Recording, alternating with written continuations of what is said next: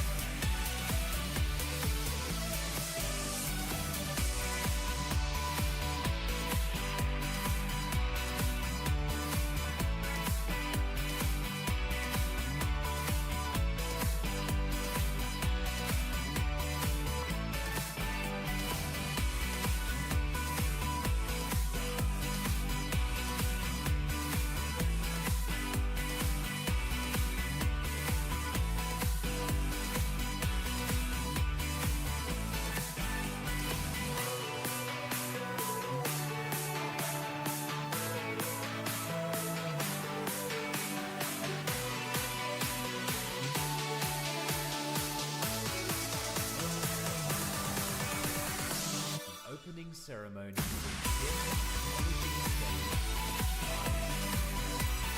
Please make your way to a seat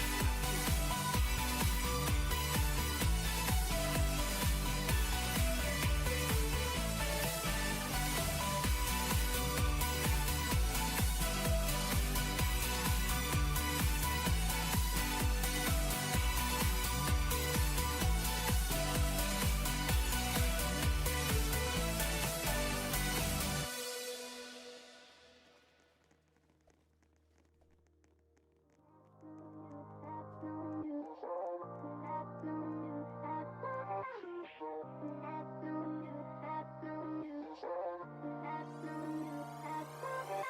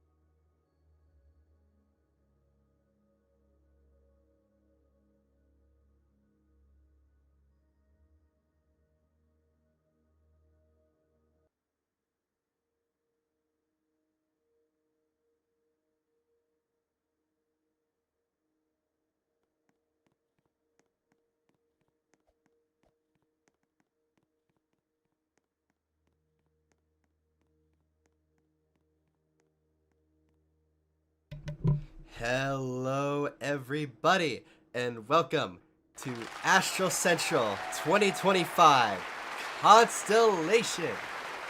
It has been a long year of hard work, diligent planning, and community collaboration, but we're finally here to end off the year with our longest celebration yet. For those of you who are unaware, I'm AstraX2, the founder of Astral Industries and your host for our show this weekend. This is our 5th in-game Astral Central, and what a milestone that is.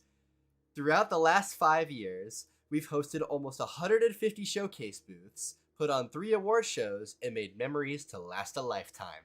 And we're just getting started. Now, before we get going, I'd like to make a quick personal note. Several of our staff members, including myself, have been pretty under the weather over the last few weeks. Because of this, we kindly ask for your patience this weekend as our voices may not be in peak condition.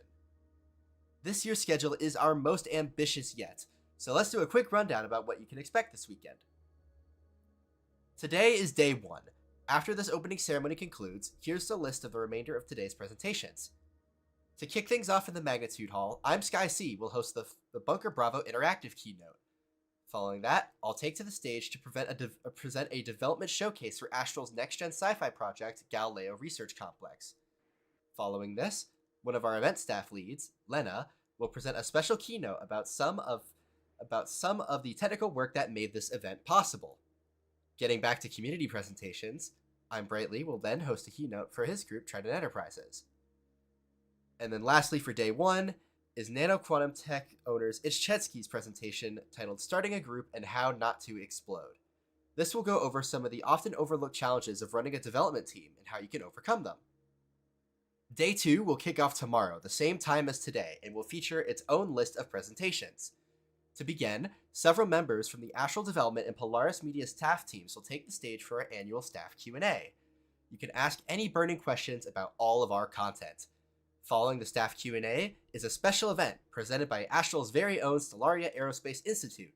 I'm happy to announce that we've done a thorough sweep of the event venue beforehand, so there shouldn't be any issues compared to last year. The team at SAI has been working incredibly hard, and let me tell you, you're gonna be starstruck. And to finish off day 2, Pio the developer and the Solaris development team will present their keynote titled Solaris Development What's Next. Excuse me. That's not the last presentation of day 2. Following that will be our final community keynote of the year, the Thermal Plant keynote, hosted by Innovation Thermal Power Plant site director Anime Rice Farmer and several of their teammates. You can expect quite a lot from this outstanding team. Lastly, to end off this year's celebration, we'll be hosting the 2025 Resonance Awards live from the Magnitude Hall stage. Tune in for an expanded awards roster, content reveals, interviews, and so much more. Now, before we get started with some interviews, let's quickly go over the theming and design behind this year's Astral Central. Our theme this year is Constellation, which is a connected diagram of stars in the night sky. We interpreted this as showing the power community, as demonstrated by this year's guiding quote. Alone, each star in the night sky is just a dot. Together, they form brilliant patterns which unite communities and inspire wonder. How do you celebrate community in your worlds, creating a shining constellation of your own? Astral Central is more than just a convention. We define it as a celebration of community. Just how Refraction focused on inspiration and how Panorama focused on diversity, this year's event focuses on community and interconnectivity. Magic happens when people and groups work together, and an event like this is just the perfect demonstration. Now, as with any of our opening ceremonies, it's time to kick off the show with some community interviews. We've got leaders from groups big and small here today to come and share their knowledge with us. Our first interviewee hails from the Zeronex Corporation, a group which is now attending their 3rd Astral Central event. Without further ado, please welcome Dominus Loading, the founder of Zeronex Corporation, to the stage.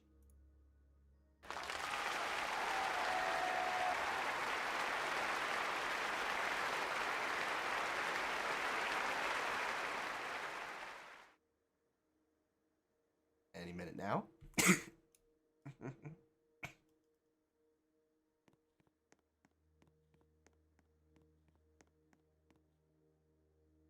Or And if you could just request to speak on the main stage.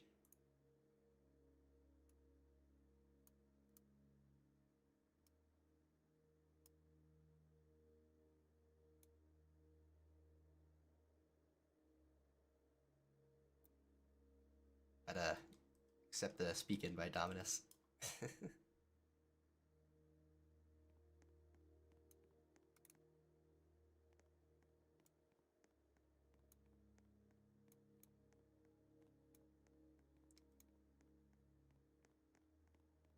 Yeah, sorry, I just had a There we few are. technical problems. Internet was That's not all good. was in the gutter. So yeah, welcome. Okay, I think my Roblox connection just shut down, so I guess I'm just doing this without my Roblox avatar. Sure, let's So do yeah, this. thank you for this today, Astral Central. And yeah, my name is Dominus Loading. I'm the founder and CEO of Zeronix, and this is of course our third year in a row, with this time with a new abode that is featuring a lot of things. One of them is of course our newest project, which is a remake of our first facility, Zeronix Research Laboratories, short ZRL. And yeah, this is a very special event because this time I'm actually teasing the release of the game, because I've been working on this since 2022, and due to real life things I've been very busy and a lot off from Roblox, and yeah, so this of course means a lot to me. And with that, I have a very great announcement. I want to say that on January 3rd, 2026, Zeronix will release the initial alpha showcase release of ZRL Reimagined. Sounds very exciting. Now, Yeah, it's a very exciting game. Basically a hydroelectric power plant with research facility and everything. So far, it's not a facility itself shown, only the surface, but you can see what I've been working on in the past years, and I hope you will enjoy it. all right. And so, just to ask you a few different questions, what made Zeronix want to attend Astral Central 2025? Well, I just don't want to give up, because I've been working on this group for many years and because of my real life and also my duties in quantum, I've been very busy and I never really got the opportunity to actually reboot this group. It was very close on actually booting, but then it kind of faded away, and I just want to try it one more time. No guarantee that it will work, but I hope that we will have some great time, and maybe even release a bit more in future. Yeah, that sounds great. Thank you for sharing all this information with us. And I hope you enjoy the rest of your time here at Astral Central 2025. Thank you for joining us. Yeah, thank you, Astra. All right. Our next guest represents one of the largest groups attending, and I'm sure it's one you're all quite familiar with. Without further ado, please welcome the lead representative for quantum science, Speedy Dev, to the stage.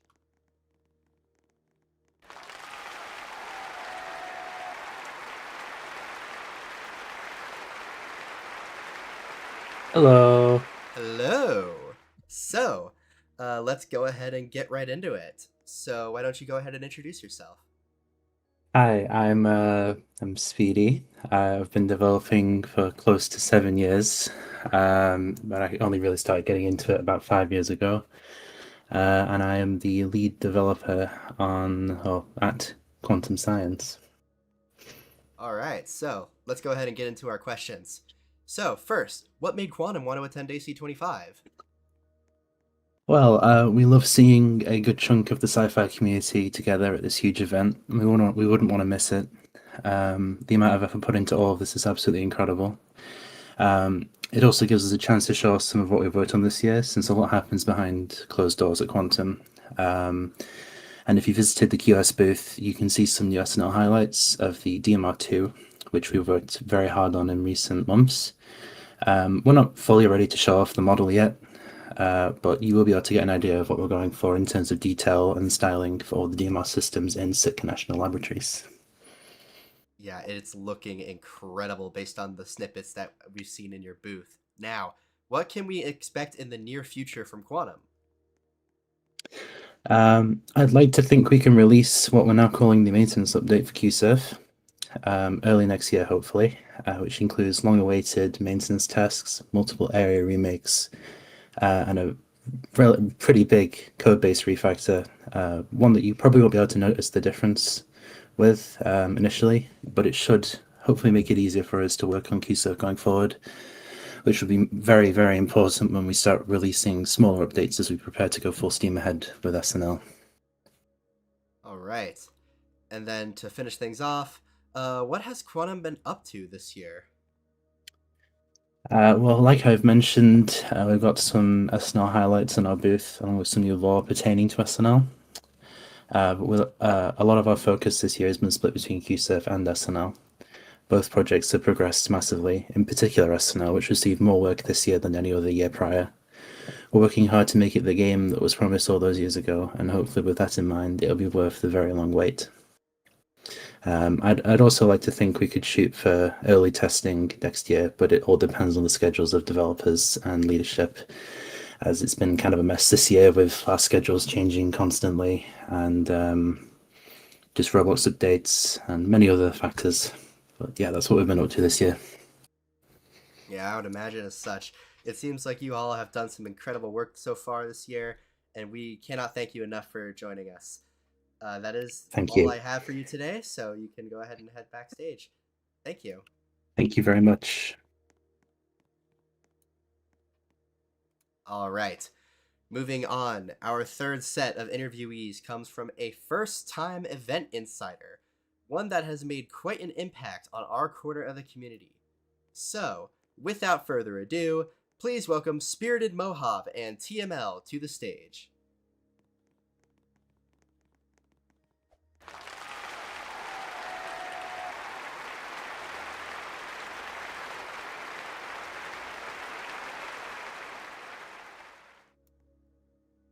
Hello. Hello. Morning, everyone. So, why don't you two introduce yourselves?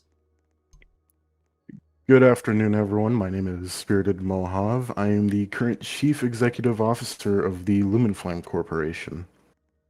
And I'm TML, also known as SOG, and I am the newly promoted Chief Operating Officer of Lumenflame and the Development Coordinator of LELD.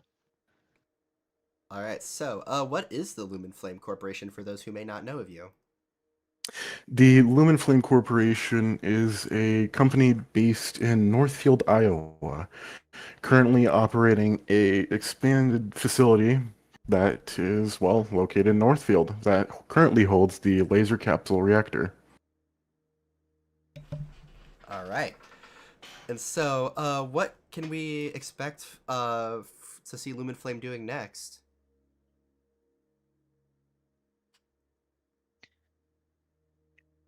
Mohave. Oh, okay. So we are currently working on our first update, which is a major refurbishment of a bunch of areas that really didn't get much attention, as well as more controls for the LCR that were intended but didn't really make it to full release. Maybe next year we will probably get a playtest in for the public, so keep an eye out on that. All right, and Yeah. Oh, go ahead. We also have gotten a bunch of other things. A lot of areas have gotten a lot more detailed. We're working on an expanded version of the cavern. We've got Intel doing our UI redesign completely, and so much more. It's going to be a very much a big update to improve the quality of the game. Yeah, that all sounds great. And so is there anything else you would like to say while you're up here on stage? One thing I do want to say is be on the lookout because there is a creations channel in this server. I'm going to post something there that is related to the newest update. So keep your eyes on that. Stoggy cat rules. Okay, All bro. right. Well, in that case, thank you for joining us here on stage. Thank you. Thank you.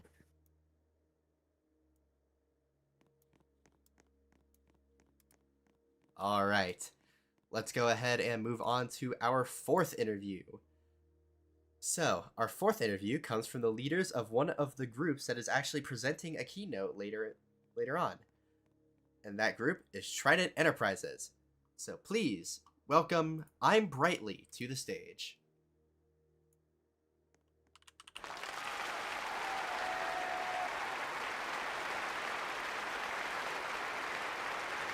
Hi, Astra. Thank you for having me. No worries, Brightly. How are you doing? Yeah, I'm doing pretty good. All right, let's get into this.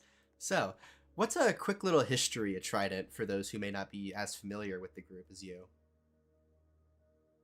Well, to begin, Trident was founded in 2017, actually without me. It was founded by Winsify, and I only joined in 2019, back when Trident and Blacksite were completely separate. So Blacksite itself began on the 29th of April, 2020, and it was the first game I ever made. And it started as a personal project that quickly got bigger than I expected, honestly. And Trident, meanwhile, had its own roots.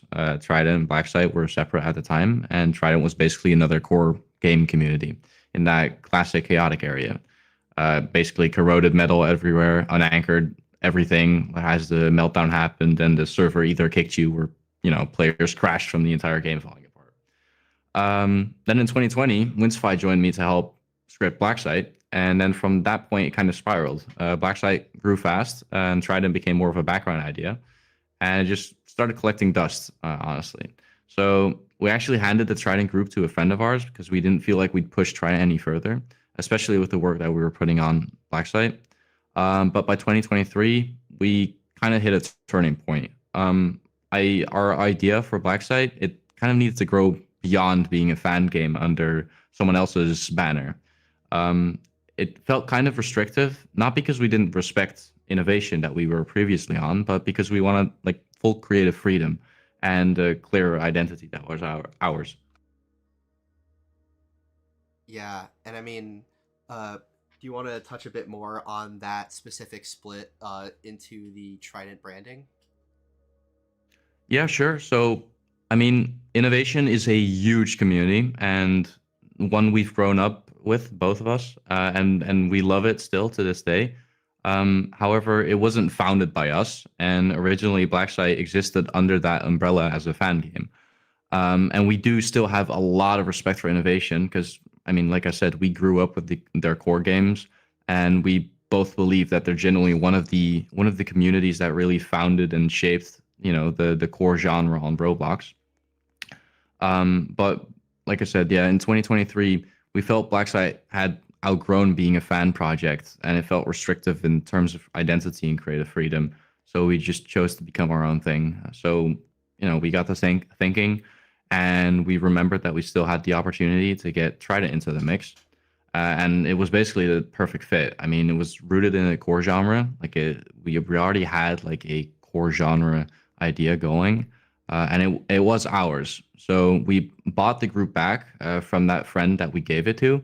And since then, we've been converting everything over, basically. And with Deeper Depths, the upcoming update, that conversion is finally complete. Brand, lore, and gameplay direction. All right. And do you have any teasers for your keynote later? Yeah, actually, two things.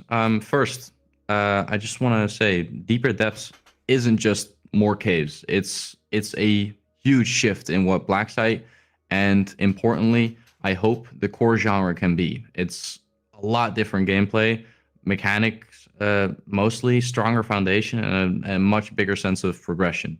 And second, we're showing something that you haven't seen publicly before. And the end is the part you really don't want to miss. So if you do care about where Blacksite is headed, where Blacksite will soon be there for the keynote. All right. Well, that's all I have for you today, Brightly. Thank you for joining us. Yeah, thank you, Howard, for having me.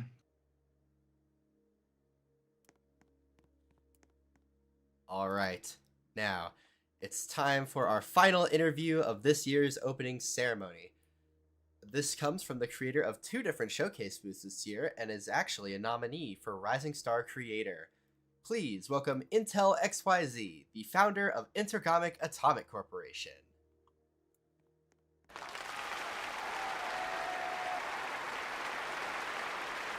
Hello, everybody. Hello. So, for those who may not be as familiar with you, why don't you go ahead and introduce yourself? I'm Intel. I've been in the sci-fi community for quite a while, and I've been developing on Roblox Studio for a little over 3 years now. I originally started sci-fi development on this game called Obby Creator, and that has been, well, hell, but it's taught me optimization and a whole bunch of other things, so, yeah. All right. So, what are some of the different projects that you've contributed to? Great question. Currently I'm working on the Lumenflame's LNAFC project to make Lumencast a flexible and consistent suite of upgraded UI elements for the game. And additionally, I'm working on Riverton Research Laboratories by Monolite Interactive to also work on UI there as well. I'm not limited to RL, mind you, so expect the best from Monolite in the coming months as well. I also do work for myself, obviously, as like a minute or two ago, you heard that I am the founder of Intergomic Atomic Corporation. So I am working to build and do visual effects and, of course, as you heard, user interface elements for Intergomic's nuclear power station and Vancouver Generation Station. Actually, hang on. While I'm talking about Intergomic, I've heard complaints about the shell computer's hardware glitching out sometimes. I have no idea why this is happening, but I'm sure it's just loose wire. Yeah, we've seen some pretty wacky signal interference today. There's something in the air. I'm not sure what it is, but I'm sure we'll figure it out. Yeah. All right, and so for our last question, how is your experience as a smaller creator here at Astral Central? Being a small creator at Astral Central is honestly amazing. Like, it's one of the most positive development experiences I have so far. Like, I've met tons of great people over here, and quite frankly, I'm very grateful for the community you guys over here. I've increased my developer skills and gotten better over time, which led me to be nominated in a few categories. In summary, good feedback equal to good outcomes. Yeah, I always find it really exciting and heartwarming to see how the power of community can really help to bring people together, lift everyone up, and it's such an honor to be able to host such a wonderful, just massive collaborative event like this. And I'm glad to see that it has helped our community has helped people. So, yeah. Do you have any further notes for us? Not really, other than check out the booths I made. They're really cool. And have a happy Astral Central. All right. Well, thank you for joining us. No problem. All right. So with that officially completes our interview roster for today. Thank you for joining us for this year's opening ceremony. You can continue exploring the Magnitude Hall. You can continue exploring the showcase galleries, but the Magnitude Hall will be open directly after this presentation ends. I would advise you to head over there so you can get seated for the rest of our amazing schedule today. Thank you for joining us, and we'll see you for the next parts of our presentation.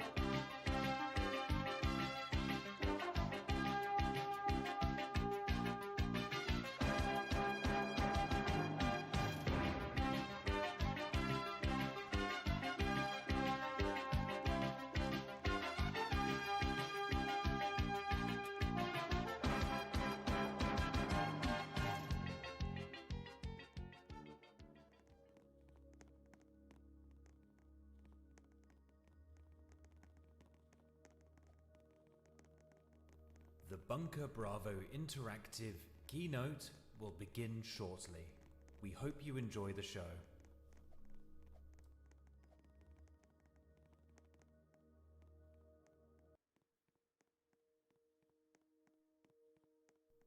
We appear to be experiencing technical difficulties.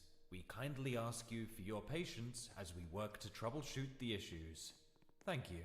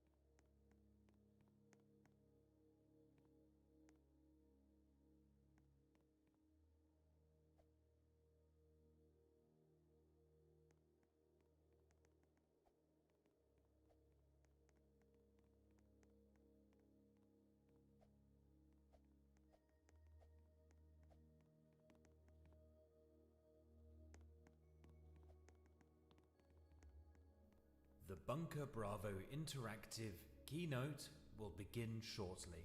We hope you enjoy the show.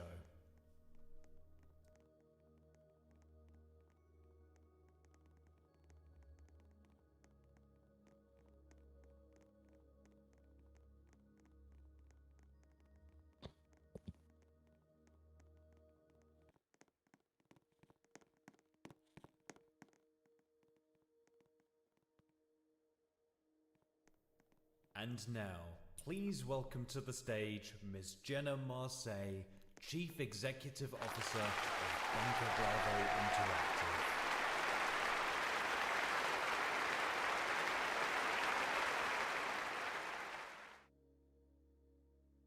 Good evening, Astral Central, and happy holidays. My name is Jenna, and I'm the CEO here at Bunker Bravo Interactive.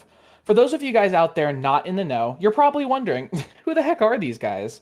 Bunker Bravo Interactive is a Roblox-centered software publishing studio at the forefront of breakthrough technologies on the Roblox platform.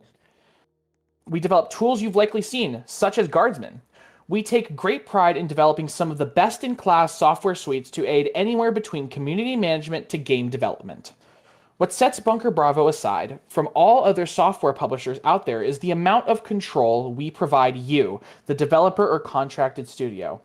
All of our in-house developers retain 100% of the rights to their creations, because we believe that if you make something, you should own it. It's as simple as that. We're here as a middleman to help promote these tools, as well as support the entire development process. Unfortunately, we have to start our presentation with some bad news. As of December 29th, after Astral Central 2025, Bunker Bravo Interactive will be closing down its games development branch and will no longer be making a booth for Astral Central. However, we will still continue presenting here at the keynote what we've been up to throughout the year. In our commitment to our partners, they will all be released from their contracts, no strings attached. Thank you all Thank you all so much for supporting our games over the years. If you'd like to find something more like BBI, check out the Cobalt Cafe, brought to you by the Nuclear Engineering Corporation in the original Nico Discord. With that said, I'm sure a lot of you are wondering, what's next for BBI? Well, I'm happy to say that BBI's software sector, Bunker Bravo Softworks, will be continuing our production of Guardsman, as well as some exciting new game development tools. Bunker Bravo Softworks is an idea I've had in the works for quite a long time. We're looking to take all the best aspects of Bunker Bravo Interactive and condensing them into a world-class software engineering powerhouse. Bunker Bravo Softworks is home to already existing projects, such as Guardsman and the 273 Interactive Absolute Zero development suite. In 2026, we're looking to completely overhaul our philosophy in building a software company on the forefront of innovation. I can't reveal too much yet, but there's a lot to be excited about for BBI in the near future. We're looking to spin up some ambitious projects in the coming year, such as brand new user interface and user experience departments for development and design of those fields across our apps. Speaking of which, this is our formal announcement that we will be searching for new talent in the genre to join our family of designers and programmers. In our Bunker Bravo Interactive Discord, we'll soon be posting new positions for software engineering interns, as well as user interface and user experience design team members. If you're interested in being a part of the next generation of the most talented developers on the platform, be sure to join our Discord through the link in the Astral Affiliates channel. That being said, I think this is a perfect pivot into our headline topic for tonight. For those of you not in the know, let me introduce you to Bunker Bravo Softworks' flagship product, Guardsman. Guardsman is an administrative suite for the modern day. We combine all of what you love about other systems into one single platform for communities and community managers. Guardsman is many things, such as an expansive command suite. Guardsman in-game is a powerful administrative system with over 100 built-in commands. Our system also allows custom commands and punishment types to be integrated with ease, without modifying the source code of the system itself, so you can continue to receive updates automatically from the Guardsman team, but modify the system however you'd like. It is also a powerful Discord community management tool. Guardsman Discord has features such as verification and moderation tools. You can keep track of members of your guilds with the added peace of mind of Guardsman identity verification. And finally, My favorite part of the system, a clean and performant web ecosystem. Now, with that last claim, you may be thinking to yourself, clean, performant, that doesn't sound like the Guardsman I know. We know that Guardsman V2's web system is not perfect. Over the past year... Oh? The video for the upcoming... Never mind, he says continue. Go on. Okay, there we go. I will back it up. Now, with that last claim, you may be thinking to yourself, clean, performant, that doesn't sound like the Guardsman I know. We know that Guardsman V2's web system is not perfect. Over the past year of its operation, we've continued to roll out fixes and improvements that make your experience better. This year, however, we decided to go big. Please allow me to show you just what we've been up to this year.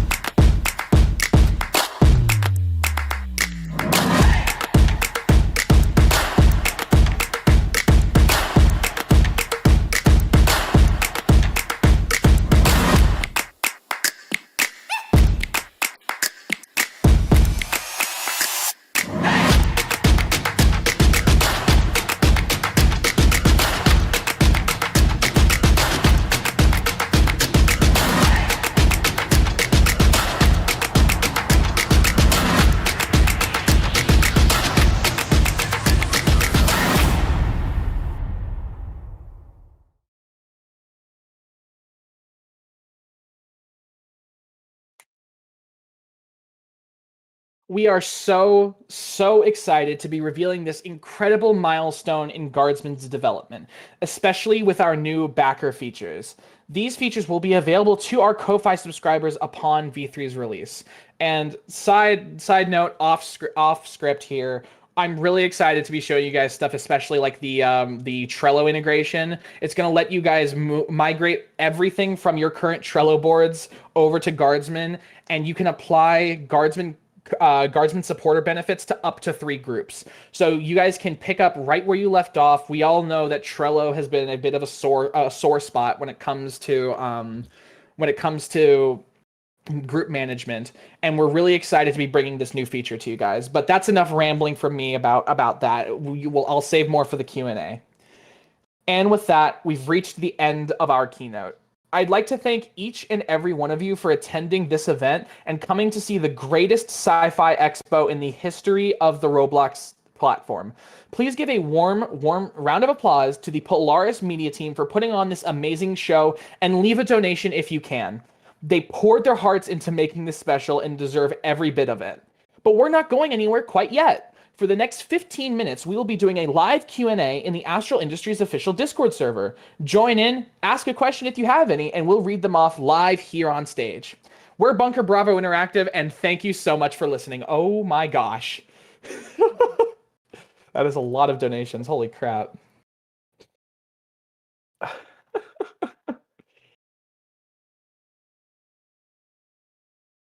Was that 100,000 just from Kian? That's wild. Where's the Q&A channel? I cannot find it. Can a staff ping me in the Q&A channel? Oh, AC25 Q&As? There we go. Okay. Are there any other admin suites that are like Guardsman? Of course, yeah. There's a lot of different admin suites like Guardsman, but mostly that are single platform. We take a lot of inspiration and have gotten a lot of advice from big players in the field, like Adonis, for example, who are already existing admin systems that have tried something like Guardsman in the past, and we're just trying to really capitalize on that idea. What inspired you to make Guardsman? So Guardsman is a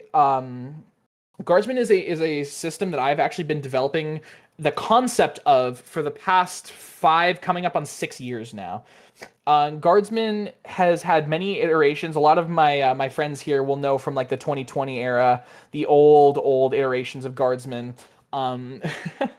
The original versions that have only some basic moderation features and stuff, but it's evolved over the last 5 years into this current concept.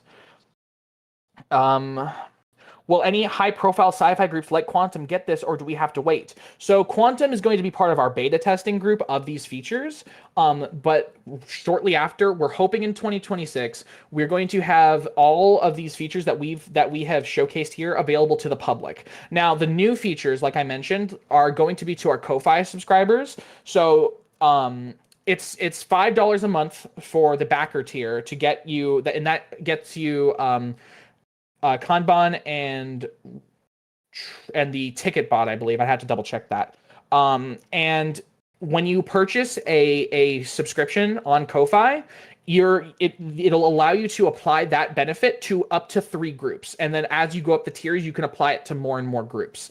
Because we don't want people to be stuck with just one group on Guardsman that has the benefits. So for example, multi-Guardsman group communities can still get the benefits of one person's subscription. What are BBI's plans for the future? BBI is going to go all in on the software side.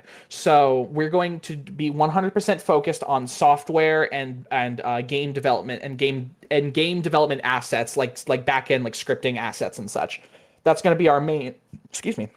That's going to be our main focus now. How easy is it to use Guardsman if you're a small scale community? So Guardsman v3 is going to make adding Guardsman a lot easier to your communities. Currently in Guardsman v2, you can have a fully functional Guardsman setup within 10 minutes of making your account on the website. That's our benchmark. Is the project open source? If so, how easy is it to implement? The project is not currently open source. And the reason we've chosen not to open source that is we've had problems with people in the past having copied our code and then removing our credits. We're looking to open source V2 upon the release of V3. And I think that's the cycle that we're going to continue until we feel comfortable enough to open source V3. We don't like keeping it closed sourced. Trust me, I don't like keeping it closed source.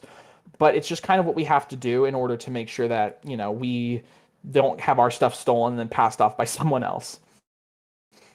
How expensive are the Guardsman tiers? What benefits do each give? Yeah, so on our Ko-Fi page, let me pull it up real quick.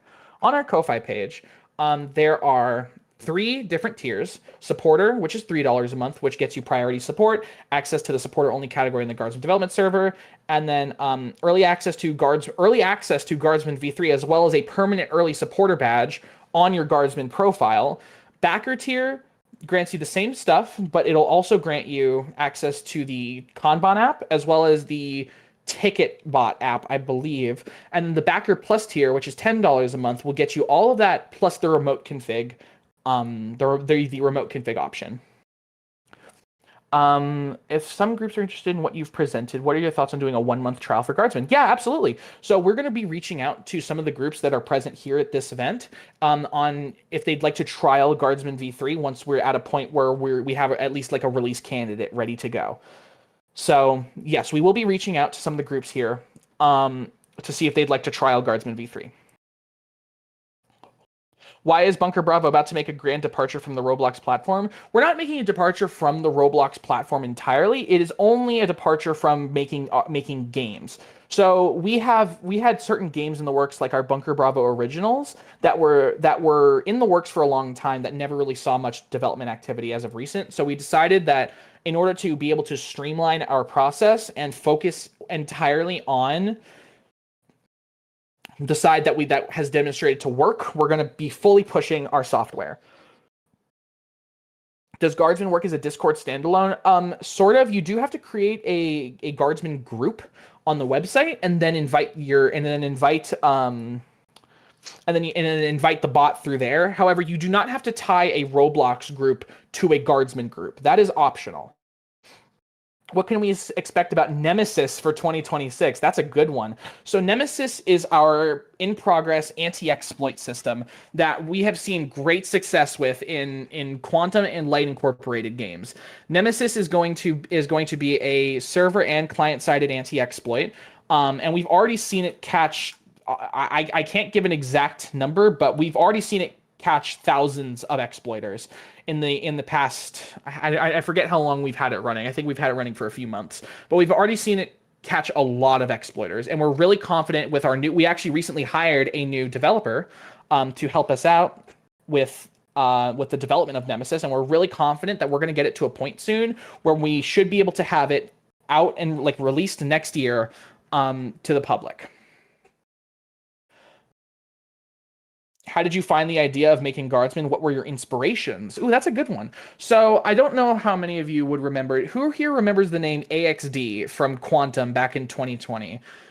AXD, Axanon, Diamond. AXD was one of my good friends, and we used to work in Quantum together, and he developed the original concept for a web-based moderation system. And ever since 2020, it has been my goal to replicate that and expand upon it. That is where I got the inspiration from that project, because that project is long dead. Will there be a Guardsman plugin for Adonis? I honestly prefer the customization on it. Yeah, so that's actually something we've looked into and that we might be releasing next year as well, is a Guardsman plugin for Adonis. So allowing an Adonis server to connect to the Guardsman API. That is definitely something we'll be looking into. Has part of the code been vibe coded? No. We do use like GitHub Copilot, but we don't vibe code Guardsman. No. Is Nemesis ever going open source? Likely not. The reason we can't make Nemesis open source is we use a lot of experimental and kind of unknown checks that we don't want to see patched because they're extremely effective in catching exploiters. And that'll also make it easier for exploiters to, try to figure out how to get around Nemesis. So Nemesis likely won't ever go open source. Will BBI release the incomplete versions of their games on the 29th? No. So BBI won't be releasing. I mean, that's up to the developers, to be honest. I will leave it up to them. But from what I can tell, we're probably not going to be releasing those. But we are leaving them open for our current developers to continue working on them as a passion project on the side. So what's it called? We probably won't, but it's up to them because we want to give them as much control as possible.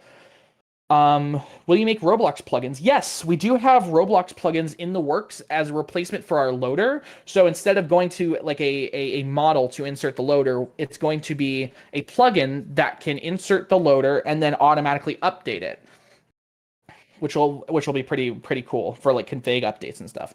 Is Guardsman available for non-reactor games? Absolutely. We actually have Guardsman deployed in a lot of non-sci-fi games.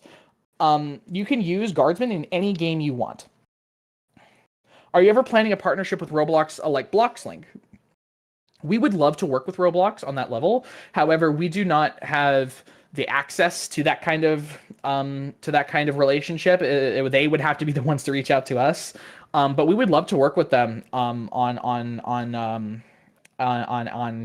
improving Guardsmen and such, like, because I know they use Bloxlink in a lot of their places. I think they bought Bloxlink or something, and we would love to work with them like that. So that would be a pretty cool thing, but probably not in the near future. If Guardsman goes down, what happens to the data store stuff? Yeah, so Guardsman has a built-in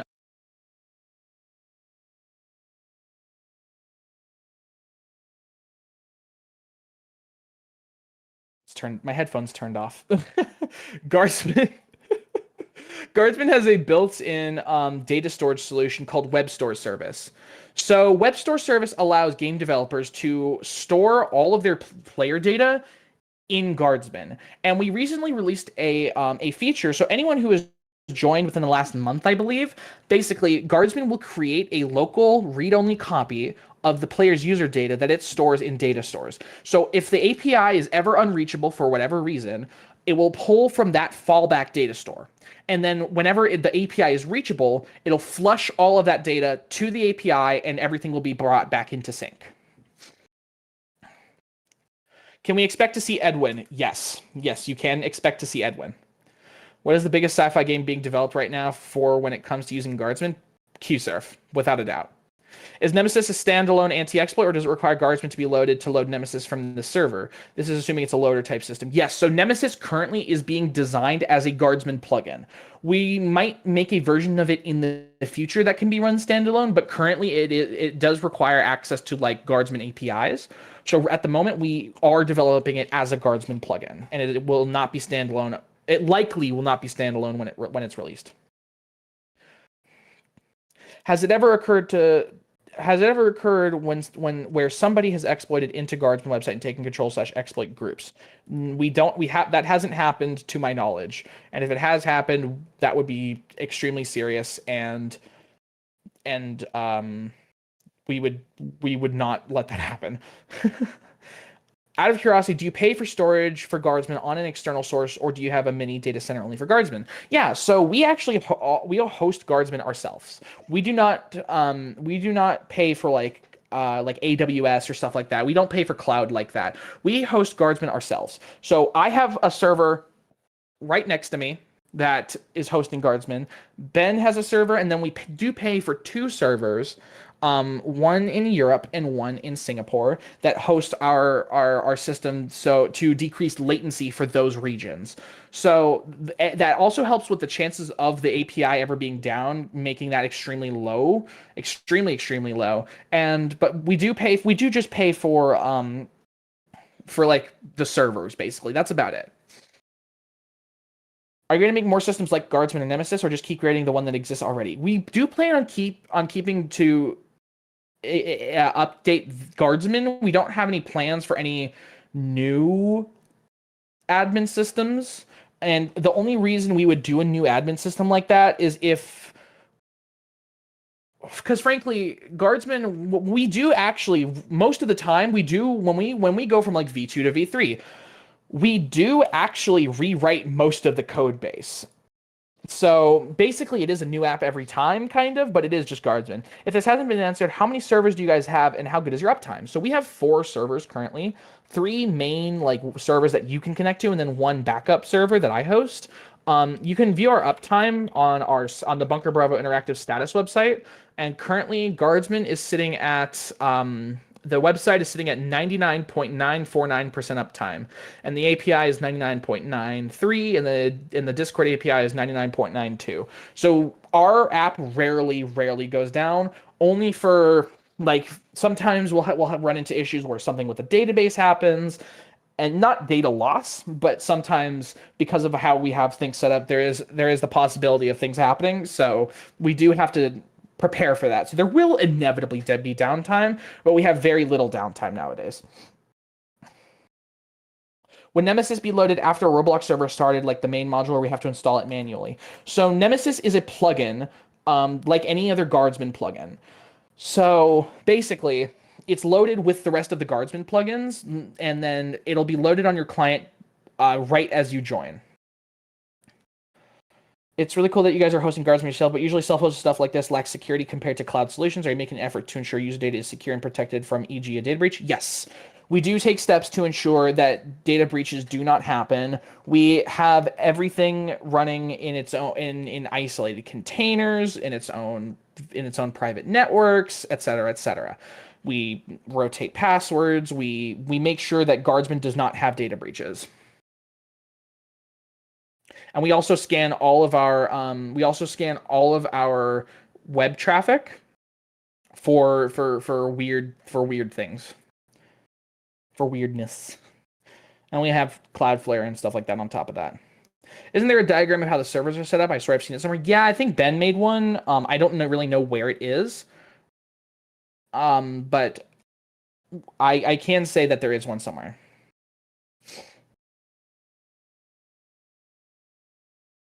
So on the topic of Guardsman's privacy policy, we do not store any user data beyond the username, the user IDs, Roblox and Discord, and any other data like game data. We do not collect any personally identifiable information.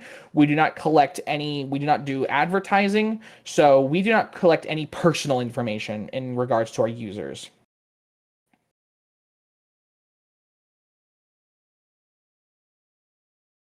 Adding on to the server in the event of a utility failure, EX power outage, or other external factors, example natural disaster, is also somewhere to backups. Yes. So because of because of how distributed our servers are,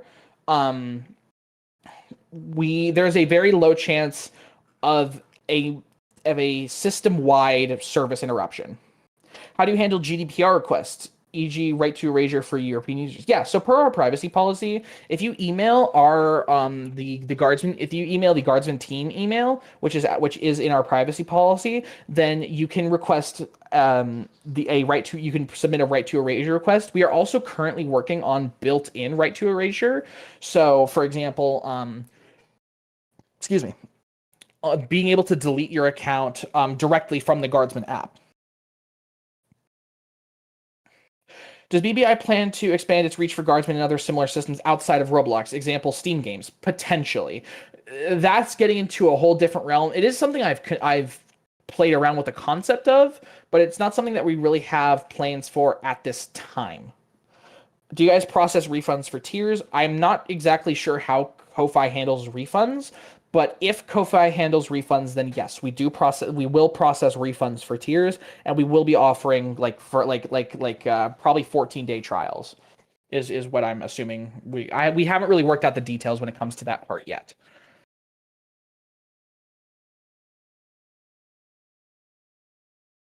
Will the new version let us be able to stay signed in? Yes. Yes, that will be fixed. Is the Guardsman on Roblox the same exe4? So no, Guardsman, the Guardsman backend is very similar. As in we're not doing a full code refactor for Guardsman in-game. However, okay, thank you, Astra. However, we are looking to re-add the admin panel, and we're hoping that 2026 will be the year where the in-game admin panel comes back. That's been something I've wanted to do for a long time, and that's actually why we're hiring UI and UX people to help with the design of that. Is BBI a full legal corporation? No.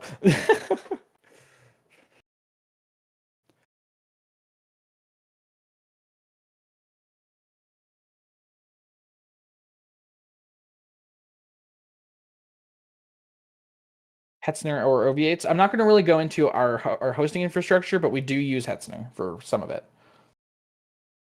What's the requirement for UI UX design? Do you have to design on Roblox or elsewhere? Yeah, so that's all going to be outlined in the applications that we're going to be put up. So stay tuned for those.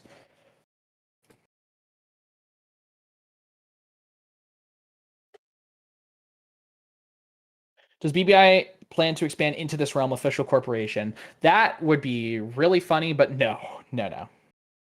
What's your favorite feature from both V2 and V3? Ooh, I had to think about this one because I was worried I was going to get asked this question. My favorite feature from V2 is the game data editor. For those of you who haven't used the game data editor, it is a UI that visualizes like the table JSON structure of your game data schema, and you can navigate it it's kind of like a tree navigation. So you can navigate to different spots in your game data and edit the whole thing. You can download and upload and sync people's data. It's pretty cool. V3, definitely Kanban. Kanban boards are one of my favorite things to have been making so far. Trying to remake that feature, that the features and the stuff that people really want out of a Kanban system has been so much fun. How much does Guardsman cost to run on average? I'm not going to be just.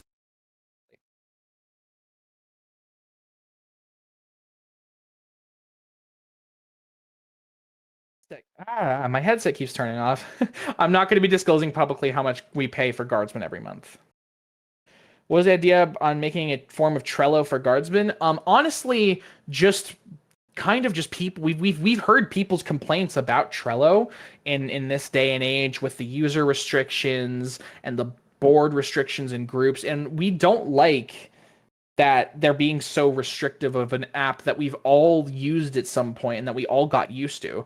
So our goal is to help the Roblox community by enabling this crucial feature but in a different way where we can directly maintain it, where we can control what we put in it, and more importantly, where we can have a system where we can distribute it to more people and give it away, not give it away for free, but give it to more people for cheaper. That's our biggest thing. Is we recognize that this is the first time that Guardsman will have paid features, and that's just because it does cost money to run this app, and we do need to make some money off of Guardsman. However, we still want to take it as an opportunity to give back to your communities while providing a service that we can sustain and that you guys find good value in. Do you plan to stay in the sci-fi community for a good while? Yes, absolutely.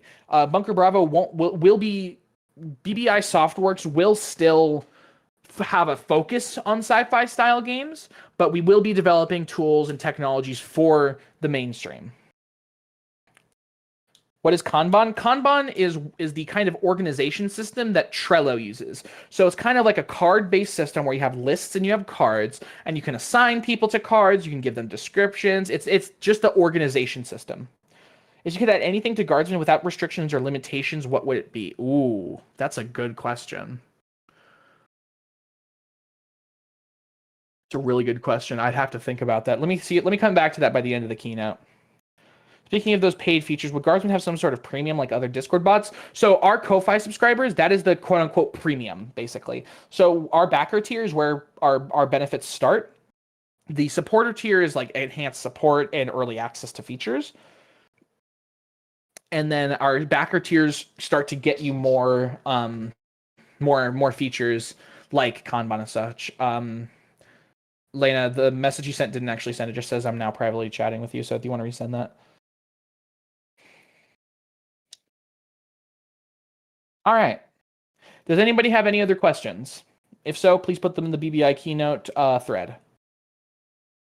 What are the options for users to customize their experience with their data and privacy?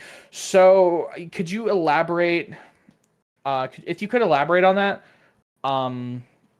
then because I'm not sure. I'm not exactly sure what that means. Also, I got you, Lena.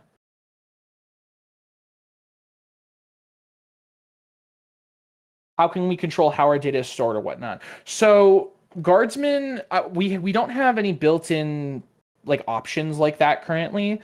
Guardsman stores the bare minimum amount of data that is needed for the app to function. We only store, and that's outlined in our terms of use and privacy policy. We only store the username, the Roblox ID, and Discord ID, and then any game data that's associated with your account, any punishments that are associated with your account. We only store the bare minimum. We only store the bare minimum for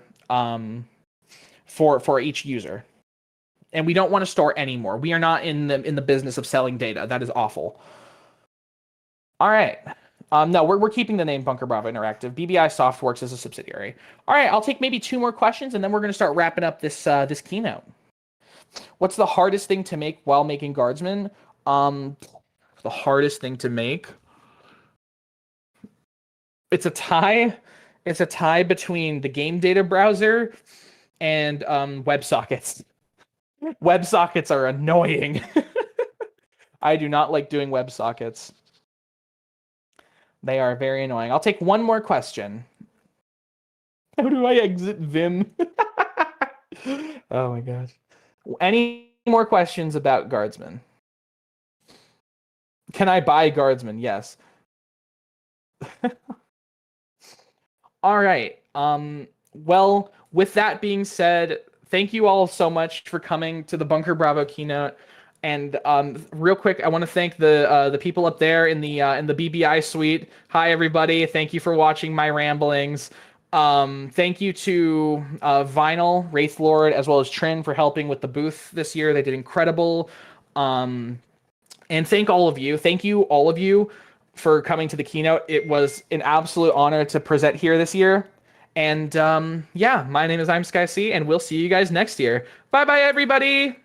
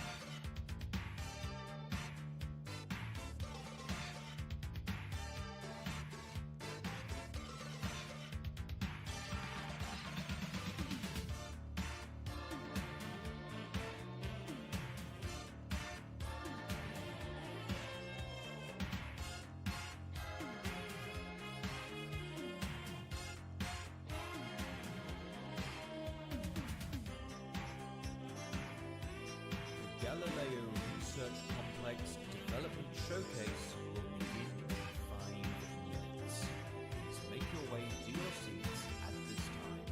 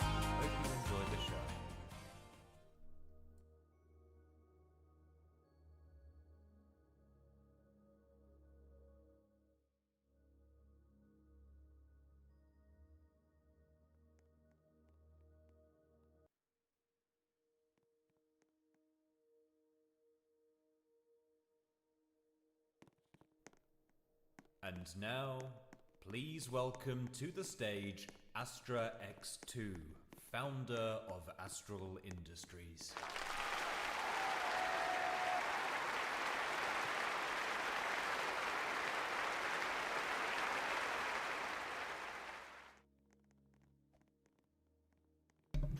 Alright, hello Astral Central 2025. I'm Astra X2, the founder of Astral Industries and the current development lead behind our upcoming flagship game, Galileo Research Complex. My presentation today will feature our latest progress and updates since Astral Day back in June, which I am quite excited to showcase. For those of you who don't know Astral, we're the hosts of this event. We made this event center and brought together the 47 event insider groups that you see scattered around the map. However, we don't just host events. We're a sci-fi group creating facility games for you all to explore and engage with. GRC is the prime example of this, as it's a project that we have, in one form or another, been working on for years and years now. I take you down a trip on memory lane, but that's a job better served by a recently made wiki. It's got a whole bunch of information regarding our group, and it's the place to go if you want to explore Astral's content, lore, and more. It's being worked on still, so just take everything with a grain of salt. Now, before we get into the rest of today's presentation, I'd just like to make a quick disclaimer to set some expectations. Excuse me. What you're about to see is very much a work in progress, as most of the building work could only begin after our mid-year building hiring round. Hello there. Additionally, everything is subject to change as plans adjust in the future and development progresses. Got all that? Good. Let's talk GRC. So, where have we been? Our last community event was Astral Day 2025, the celebration of Astral's 5th birthday. Knowing this group is over 5 years old now is both exciting and terrifying, but it shows that we've endured the test of time. At Astral Day 2025, our biggest reveal was that of the game's central reactor, the DTX AFR. The DTX AFR, or Deuterium Tritium X Aerosol Fusion Reactor, is essentially just two fusion reactors nested inside one another, with a smaller tokamak providing enough power to power up the massive spark probes which generate the bulk of the device's energy. I've often heard that the design is one of the most unique in recent years, and I hope to be able to prove that in the future when this game comes out. The DTX AFR reveal came with a short demonstration of some of the control systems, including a manual startup which goes through each major subsystem of the reactor. After reviewing this footage, it does seem that the controls are a little overwhelming, so there's a chance we go back and modify the scope of the controls to make the reactor easier to approach. Outside of this, one feature I want to talk about that we've adjusted since Astral Day is Data Link, GRC's server system which connects the various sensors on the reactor to the monitoring and control systems. These nodes are toggled independently, which can lead to some pretty interesting scenarios. Let's say, for example, that a temperature spike knocks out the data link node for the top 4 spark probes, meaning you lose all data until the node is repaired and put back online. Gameplay like this is part of what will make GRC unique and enjoyable. Having to ensure each step of the control and monitoring process is in working order will let you have near total control over the reactor. Now, that's enough about the DTX AFR for now. We've been working on some builds that we'd like to show to you. So, let's move into our next section, What's New? The first thing I'd like to touch on when it comes to recent GRC changes is the top side. Before you ask, yeah, we completely scrapped the version you saw at Astral Day. Why? The same reason that we did it last time, and the time before that. The idea of the layout just had major issues and it just wasn't the right fit. In its place is a new, simpler layout which focuses on gameplay and navigation over fancy styling. One that should make getting where you need to go as straightforward as possible. In the place of the old topside building is, well, about half of a front facade. As I mentioned earlier, this is all still very much in the works, and we had to stop working on GRC for a little while to get AC25 ready for you all today. But what this facade represents is something that we've been trying to get right for a while now, a balance between gameplay, accessibility, visual appeal, and navigation. This iteration of the GRC topside building is our best mix of those three yet, taking important gameplay features and clustering them in a rectangular building to give GRC the look that it could be a real building. Obviously, realism isn't our #1 priority, but we do take it into consideration as Astral's world is grounded in the near future. This topside building will be one of 3 that make up the topside complex, each with its own uses and gameplay opportunities. The second building is the warehouse, name pending, a building which focuses primarily on logistics. Items are delivered to and from GRC through truck depots, and players will need to use the equipment at their disposal to move the correct boxes from point A to point B in a safe, timely, and efficient manner. Additionally, the warehouse has an additional elevator leading to the bottom side complex, which can be useful if the personnel elevators break down for whatever reason. The third and final building of this central topside complex will be a dedicated transit station for visitors and employees alike to travel to the different above-ground locations GRC has to offer. There's 3 different primary destinations you will be able to choose from by picking up a ticket from the kiosk, that being the Topside Apartments, Aerospace Research Complex, and the Vector Event Center. Yes, you will be able to travel directly to this very event center and back in the future, making the 2 projects interconnected as they were always meant to be. I won't touch on the Topside Apartments or the ARC today, as I've already discussed those in detail in previous Astral Central presentations. Go take a look at our broadcast archives if you're wanting to find out more. Now, that's enough about the Topside for now.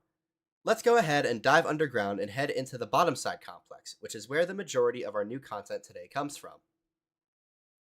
Let's start with the primary entrance to the bottom side portion of GRC, that being Zone 1.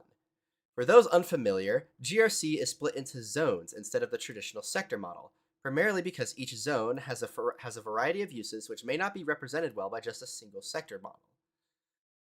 The new entrance atrium is the first thing you'll see when you head into the underground part of the facility, and it makes quite a good impression.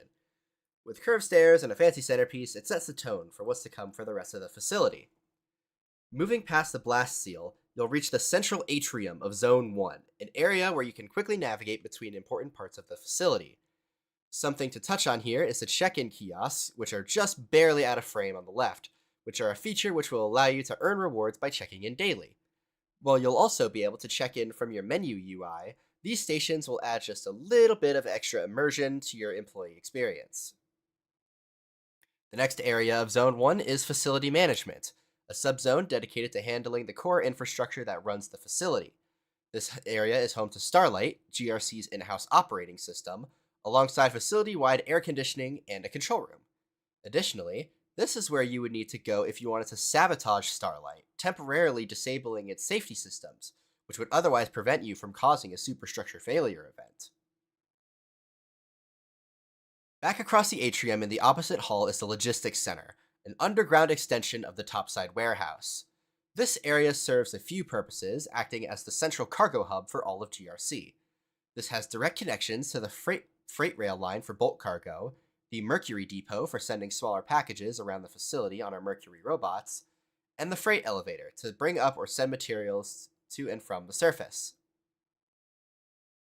Lastly, to move between zones, you'll take a ride on the intra-facility transit system. This transit system is, like everything, still very much a work in progress. But it will be your main way of navigating GRC. There are 3 lines: the primary line, Habitation Express line, and Freight line. The primary line will take us to where we'll be spending the rest of our time today, Zone 2, the Aurora Cavern. The Aurora Cavern is the largest part of GRC, consisting of a sprawling, multi-layered cave system which you can explore and exploit for your own needs. But before you get into caves, you hop off the tram at the cavern staging area. This is a small lobby and checkpoint where you can purchase basic equipment from a few vendors. Additionally, you'll be able to interact with some NPCs to start a guided quest line. This quest line will go through the basics of mining to help you get started in the caverns. There will be plenty more like it for various other gameplay systems too, and all of these will be a part of the story mode if you choose to activate that. Now, going down the cavern skylift cable car, you'll arrive at what you see here, the upper caverns. These act as a hub area for the Aurora Cavern, essentially being the tutorial zone for those wanting to try out mining. While it doesn't have much in terms of ore, it does have a few other unique buildings. The first of these buildings is the Mineral Processing Building, a station where you can take your raw ores and use a variety of machines to process them into more valuable forms. These include crushers, polishers, smelters, and more. We're taking inspiration from automation and factory games for this system, and while I didn't have time to touch on the apartments today, you'll eventually be able to chain these machines together to make your own processing lines. Selling ores raw will result in quick cash, but you'll need to spend some time processing it before earning the maximum amount possible from your mining trips. The other main attraction of the upper caverns is survey missions, something I've discussed in much more detail in previous Astral Central events. Basically, these are short, fast-paced mini-games where you go into a randomly generated cave to survey a newly found outcrop, collecting rare resources and platforming along the way. These will be great for more experienced players who want to take full advantage of their skills. Moving on, if we head back up to the staging area, we can pick up the zipline gear from the equipment vendor. This zipline gear is a key tool that lets you go on ziplines, enabling traversal over dangerous areas without falling to your doom. Using the zipline gear, we can head down to the largest part of the Aurora Cavern, the lower caverns. The lower caverns are a series of interconnecting tunnels and outcrops, each with a variety of resources ranging from bulk, low-tier materials to scarcer, high-tier ores.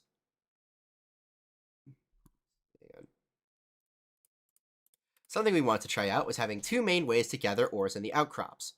First, you can head down to the end of an outcrop to find a predefined ore node, essentially a resource battery that slowly drains and replenishes based on player mining activity. This provides a quicker way to gather bulk resources, but these will be limited to some of the more common materials found in the caves. If you're looking for rarer, more valuable ores, you'll need to use a light and search the walls of the cavern for sparse veins of material, which can be mined using either an extraction laser or a basic pickaxe. We've done some work on the actual gameplay for extraction lasers, creating a sort of lock-picking, or in this case, rock-picking minigame, where you need to time a series of inputs to crack open the rock containing your resources. These minigames are just one step into how we're making gameplay the main focus of GRC, and we think it will be quite fun once we program and implement everything. Touching on extraction lasers briefly, these are actually a modular tool. Instead of previous years where you would need to buy a new extraction laser as you progress through the tiers of ores, we've changed it to where you instead upgrade the components of the extraction laser over time. That way, you can have your own shells or cosmetic models for the extraction laser, while keeping all of the same core functionality that makes them so important in the caves. Heading back into the cavern, there's a few more locations I'd like to point out. Located in the southernmost outcrop of the lower caverns is the hypercapacitor, a structure which allows the player to perform the crucial step that took Astral from a startup to an industry leader, cross-charging. In other words, this is where Tritium X is made, and running this machine will be crucial to keeping the DTX AFR fueled and supplied. More on this to come as we work on it. Lastly, heading all the way to the end of the lower caverns will lead you into a small outpost, this one with a vendor selling oxygen tanks and breathing equipment. This is the entrance to the most dangerous but most rewarding section of the Aurora Caverns, the Deep Caverns. The Deep Caverns are the end game mining area. This is where you'll want to go if you're looking for extremely valuable Tier 3 and Tier 4 ores, including the ever-so-elusive Vantium. These resources will be needed to craft high-tier components and equipment, so you'll need to be ready for anything when heading in. What's so special about the Deep Caverns is that they shift constantly. The layout is randomly generated and refreshes every 30 to 60 minutes. This keeps excitement and pressure high while you navigate the Deep Caverns, always with that lingering feeling that the walls could cave in at any moment. Additionally, there's no permanent life support equipment. Excuse me. So, you'll need to bring your own oxygen tanks and a breather from the vendor at the entrance. With this, you'll be able to stay in the Deep Caverns long enough to find those precious gems and get out safely. The Aurora Cavern is home to GRC's most important mechanic, resource gathering. This is the core gameplay loop behind so many more features, including manufacturing gameplay, satellite production, logistics, and so much more. By mining resources in the Aurora Cavern, you unlock a world of gameplay opportunities you wouldn't otherwise get just by sitting around in the reactor control room all day. We hope to expand this to the caverns in the future, potentially adding more outcrops, new types of ore, and even maybe unique cavern sections with special ambient conditions. However, we're focusing on completing the initial vision of GRC's mining areas before doing anything crazy. Now, that's all I have to share with you regarding the Aurora Cavern for today, but excuse me. But I did want to touch on a few more things. Just give me one more. Yes, sorry, this cough has been... Whew! Alright, where was I? Up until a few months ago, work on GRC has been quite slow due to one major issue. We didn't have any builders. Thankfully, this is no longer an issue. We recently hired some incredibly talented people in Matrix, Frostbite, and Lumen to help us out, and they've been responsible for a lot of what you've seen in this presentation. Please give them a massive round of applause for all their hard work. Now, as our 2025 event cycle comes to an end, work on GRC is going to pick up again in the new year. Our current goal is to have the foundations done for the entire map, top side and bottom side, by AC26. This also includes foundational gameplay mechanics like inventory and NPC quests. I want to make it painfully clear that we don't do release dates, at least for GRC. This game has been in development long enough to where we've realized it's just better to say, excuse me, it'll be out when it's out. Expect more dev updates and GRC dev streams next year as work continues. I always enjoy putting on a good show, so I'm hoping it'll be a fun way to spice up engagement. Also, after the incredibly stressful and chaotic experience behind the scenes preparing for AC25, we'll most likely have to switch our focus to preparing for AC26 about halfway through the year instead of waiting for the fall. That way we have more time to get important features done without causing as much stress. To close things off, the future is uncertain. Things will change, life will have its way, and these words that you heard today may not be accurate by the time AC26 rolls around. What won't change is our desire to get a game where we can be proud of into your hands, our incredibly patient and gracious audience. But now, I'll go ahead and open the floor to the public for any questions you may have in the AC25 Q&A's channel. I'll be answering as many questions as you have regarding GRC. Thank you.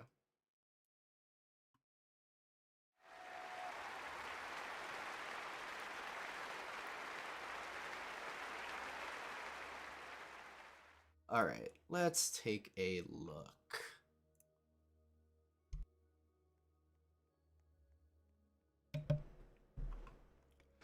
All right, exactly how many remakes has the top side received? I think this is probably remake number 3.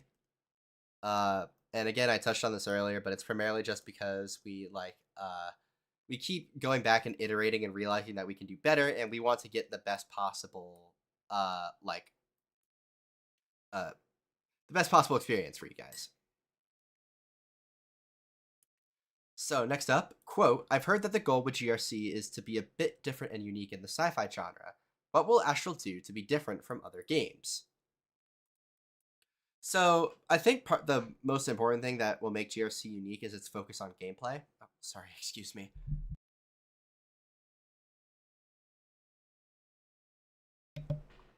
Sorry, I have a horrific cough right now. And again, I've touched on this more in previous events, but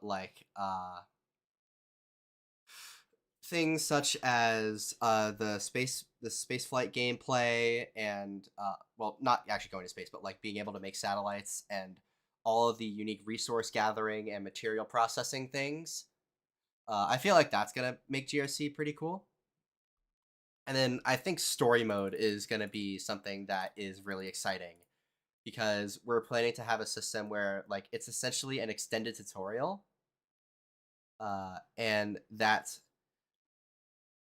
should kind of guide people around while also telling a unique story, which will be really cool. Are some parts of GRC inspired by Voices of the Void? Yes. The The satellite dishes you saw on the top side picture were inspired by Voices of the Void, and I do really like the aesthetic of that game. As for exact gameplay things, I haven't played VOTV personally. I've only watched people play it, so I don't know. I can't say for sure, but I do really like that game's aesthetics.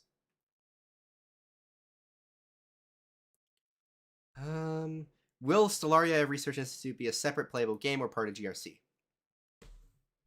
So the Stellaria Research Institute is the aerospace wing of Astral Industries. And it will be, they kind of have their own area on topside if you go on the transit station that I talked about earlier. And that's where all the peregrines are based out of. Oh my goodness, excuse me.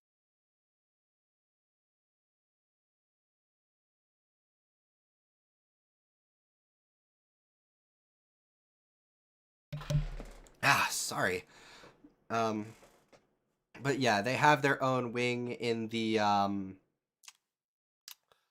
they have their own wing on topside, and you'll be able to essentially go over there and build satellites using materials you mine and like components you craft, and launch them into space for passive bonuses and active bonuses. So it'll be pretty cool. Let's see. Can I eat the rocks I mine? Probably not. What new things are you planning to add to GRC that are nowhere in other core games? I think story mode is probably the most unique aspect of GRC. Primarily just because I haven't seen any other core games that have a dedicated story campaign that goes into as much detail as we're planning to go into. I will be happy to be proven wrong, but I do think that it'll be really cool. From Shade, how did you achieve such beautiful graphics? I gotta thank our builders we hired for that. They did some incredible stuff.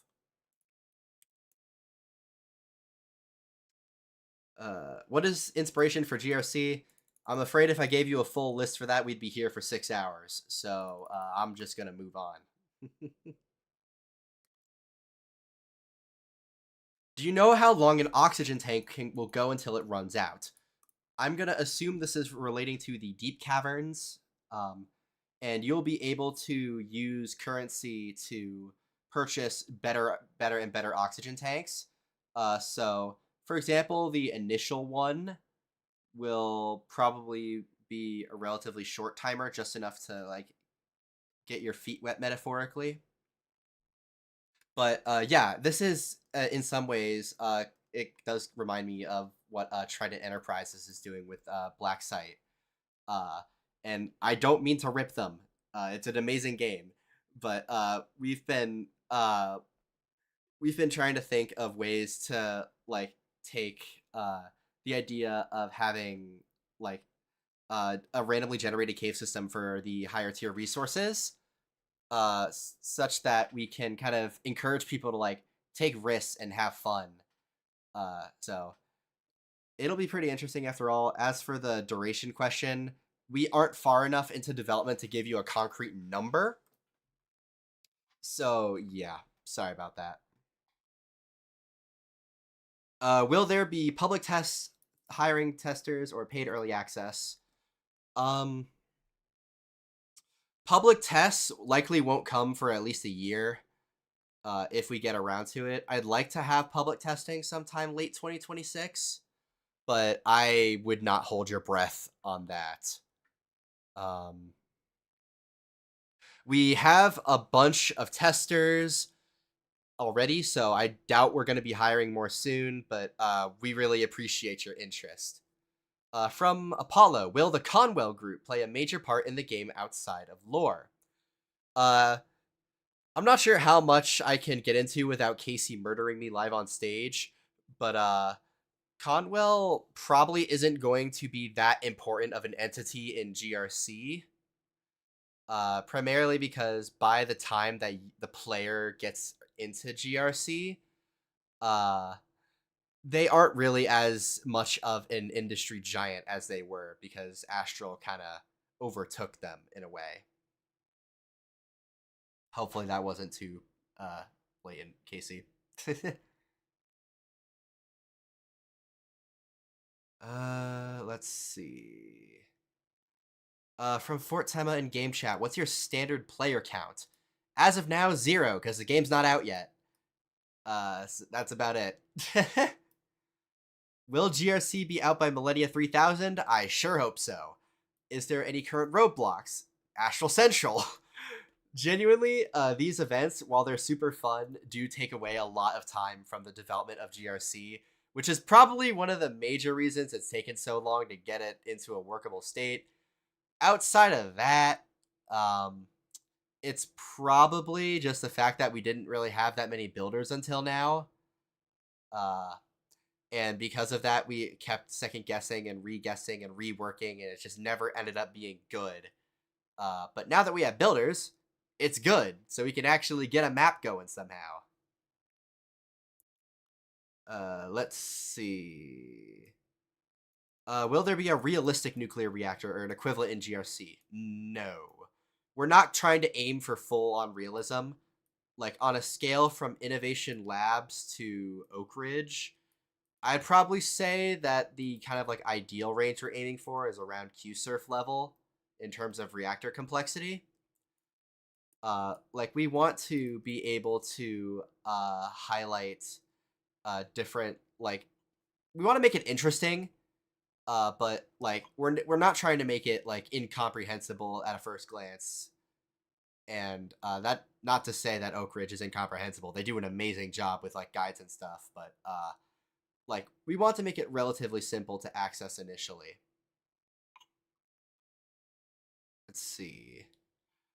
How far is the Vector Event Center from GRC?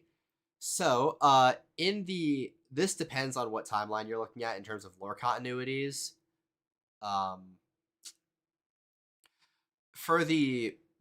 In both continuities, they are like physically connected via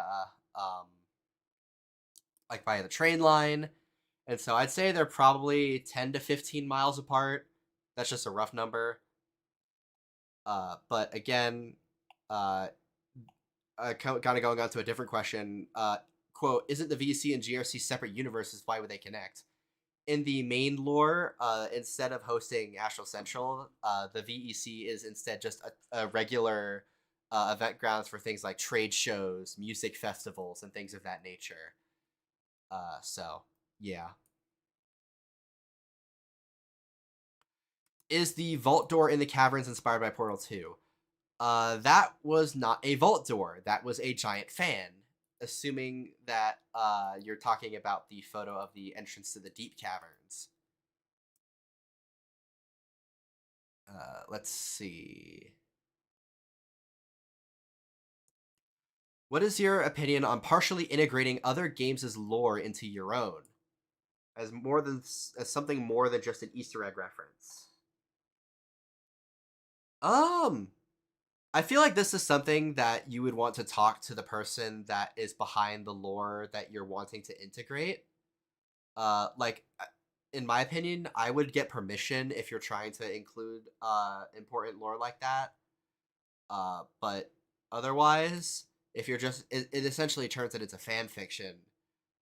So again, that's for you to make your best judgment on. Will GRC have low-end support for potato PCs? We hope to optimize GRC to the best of our abilities, such that we can allow people on mobile and on lower-end PCs to be able to join us. However, our main focus is on just getting things working before we go through and optimize everything.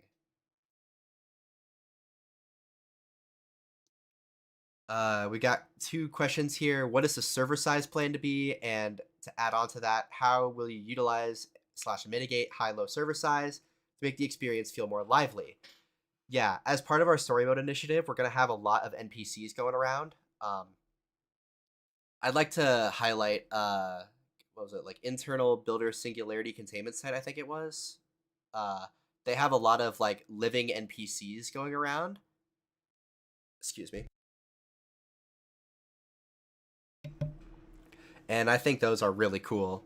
So by having these like living NPCs going around doing their jobs and like actually being a part of the facility, it'll make it feel more alive rather than just having a couple people sitting at a desk. Will we be shooting bugs in the mine? Probably not. Let's see. What devices are you planning compatibility for? Ideally, as many as possible.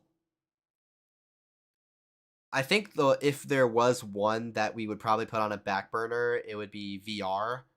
I do think that VR support would be really cool, but it's probably pretty tough to implement for a game like GRC. Let's see. What monetization systems are you planning to implement to pay your developers? Give me a second.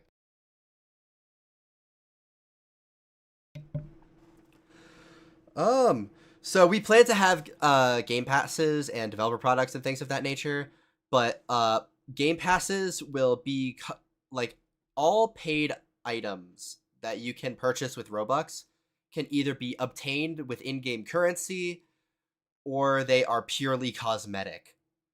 Because we want to avoid having like a pay-to-win type scenario where essentially if you were to like purchase one item, you would instantly become like better than the whole server.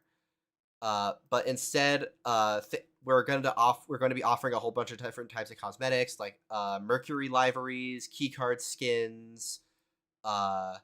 You will be able to purchase the in-game currency data shards with Robux. However, it'll be at a conversion rate so rough that it's better if you just grind for it legitimately. Additionally, monetization is something we've been thinking about, but it hasn't really been the forefront of our thinking because our main source of income is Astral Central right now.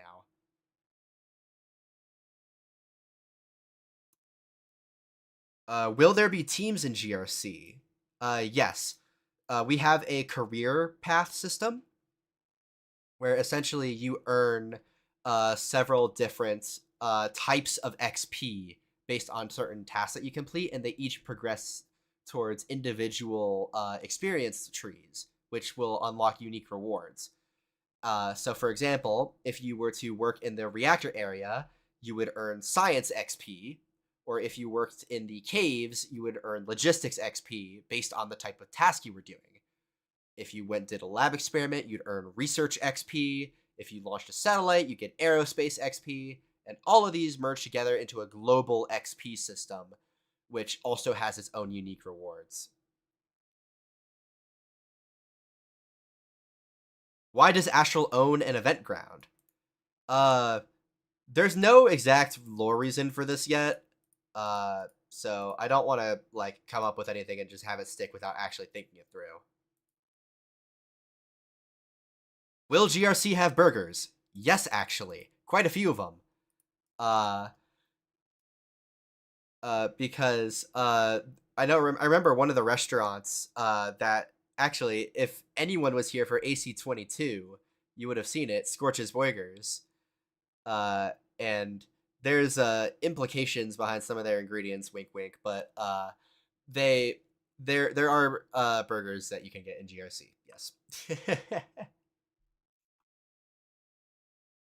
Can you make things from the materials you get in the Aurora Caverns? Yes, and that is like probably the largest and most developed gameplay feature of GRC, is being able to use resources to craft components, craft parts, and make furniture, lab equipment, processing machines, satellites, a whole bunch of stuff, using various manufacturing machines scattered around the map. Will GRC be in R6 or R15? GRC will be in R15.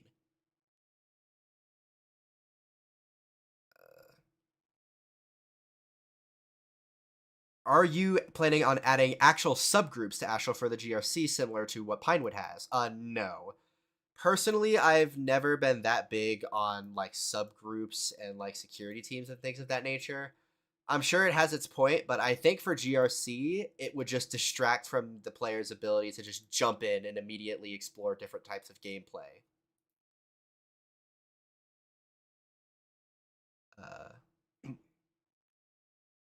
If the complexity of the reactor would be similar to QSurf, does that mean there will be maintenance like refueling? If yes, will the fuel be created from ores or a separate machine?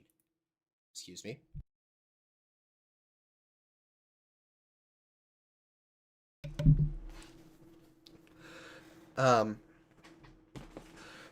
So refueling will be done with a production line in the energy production sector. And because the DTX AFR just runs straight off of a liquid pipeline, you'll just have to make sure there's enough there would be enough tritium X made in the hypercapacitor in order to actually find and locate the fuel to keep things running. How in-depth will the mining gameplay be? Will it be more of a thing that you can almost exclusively do, kind of like a sub-game, or make it have its own progression, or be more integrated into a gameplay loop with other systems, or both? I think it fits into both statements, because honestly, you can do a lot with just mining and just never touch the reactor. And then again, it has integration into other gameplay loops as well. Like you'll be able to make reactor parts or other tools based off of what you find and what you make. Will the story mode be a completely single player experience, or will it be possible to play with a team? We are designing story mode to be completed solo, primarily because it's meant to act as an extended tutorial.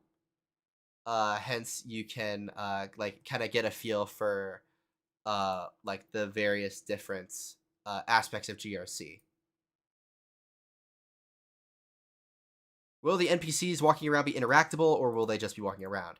Yeah, I don't want to rip too much from Singularity Containment Site, but some of them will be offering quests. Some of them, you'll be able to have conversations with them, and they'll feel alive and a part of the facility rather than just an NPC.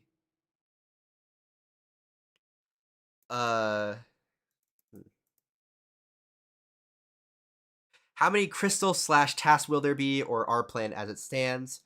So we don't just have crystals. We have a variety of ores, minerals, and crystals, and gemstones of that nature. As it stands, I believe we have around 20 to 25 different materials.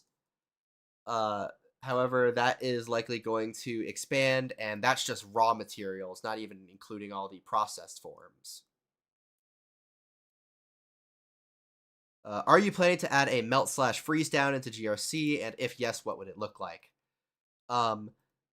GRC doesn't have a traditional meltdown or freeze down. Well, that's kind of a loaded statement, because instead of a meltdown, we wanted to make the event kind of fit in with the physics of the DTX AFR. And instead of being called a meltdown, it's a superstructure failure event, which... Sorry, give me a second.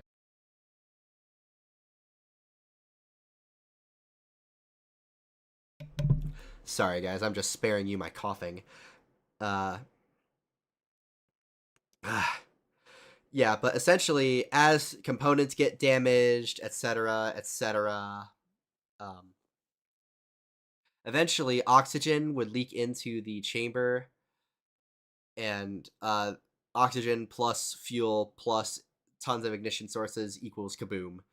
As for a freeze down, we don't really do freeze downs. However, there is a danger condition associated with a stall out, where we essentially the DTX kind of condenses on the walls of the chamber, and if reignited, could cause some serious damage.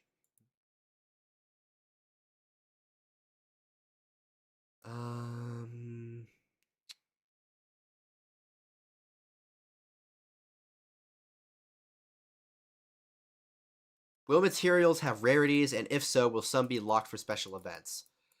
All the different materials in the Aurora Cavern are split into tiers. There's 4 tiers, going in progressively more rare. So things like iron or coal would be a pretty low tier, like a tier 1 or tier 2. But as you progress into tier 3 and 4 ores, that's when you get the really rare, expensive, and useful ores. Things like Vantium and Obsidian.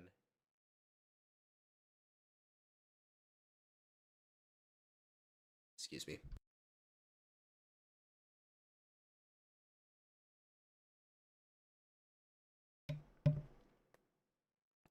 All right, I'll take 2 or 3 more questions, and then we'll probably go ahead and end the Q&A. So let's see.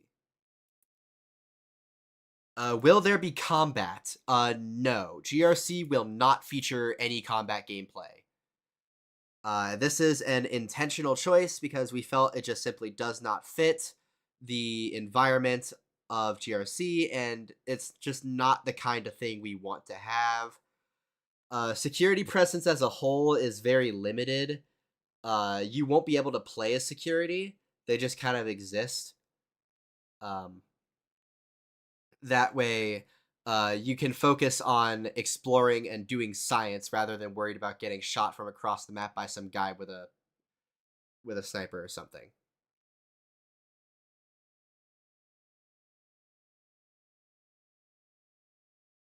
What vehicles do you have for the GRC? As it stands now, we have, and this isn't going to be like things that you can like drive or anything, because there's probably not going to be much, if anything, that you can drive. But in terms of vehicles, there are the freight trains, passenger trains, the Mercury, delivery robots, Peregrine spacecraft. What else? Probably the Gulf carts and the mineral transports that go into the caves. What else?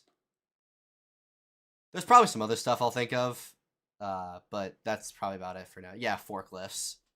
There are forklifts. You'll be able to drive a forklift. In fact, we have a badge planned called Forklift Certified for if you complete a certain number of tasks in the logistics area. So, yeah, definitely like myself a good forklift. All right. All right, this will be the last question I take. If you want to leave more, feel free, but I will be answering it in the text chat afterwards. So, what will you be able to have delivered via Mercury in GRC? So, you'll be able to have quite a few things delivered via Mercury. So think lab samples, minerals. You'll be able to use them to transport materials from one inventory to another. And also, you'll be able to use a Mercury to like send packages and gifts to other players.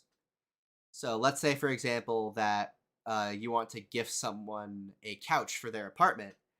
Then you would purchase the couch using data shards and then have it shipped via Mercury to their inventory, where they could then use it.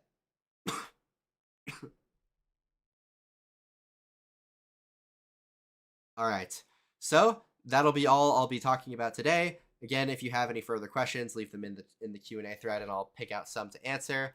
Thank you so much again for watching.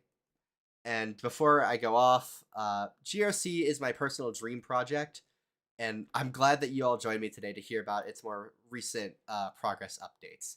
Without this community, this simply would not be the same. Thank you again so much for believing in us. This is AstraX2, checking out. See you guys later.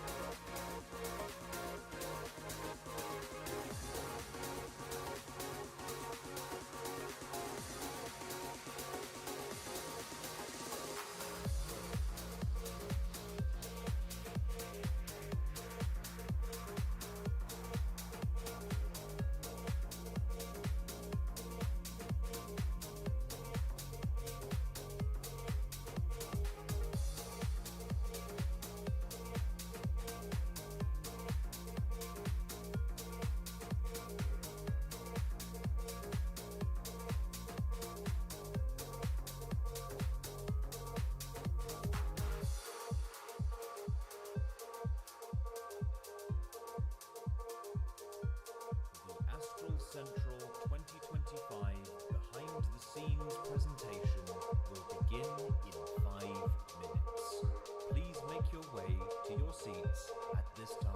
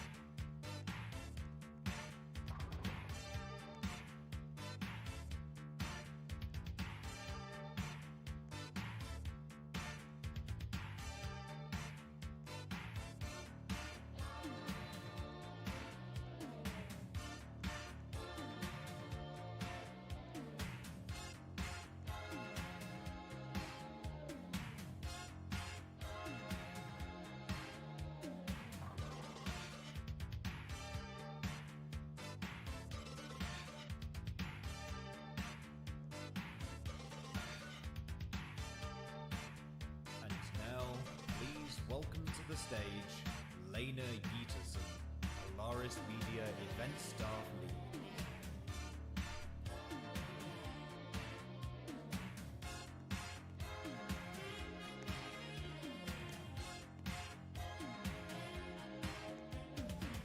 The Astral Central 2025 Behind the Scenes presentation will begin shortly. Hope you enjoy the show.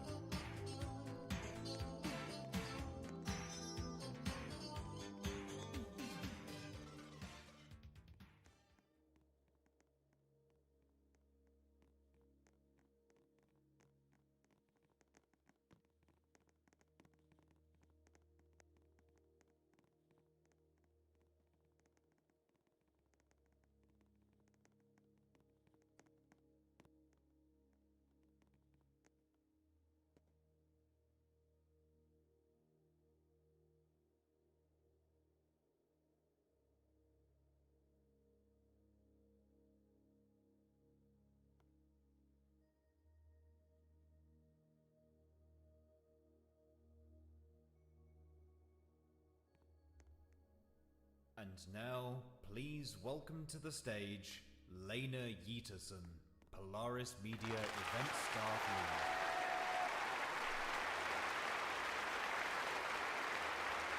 Lead. Hello, Astral Central 2025.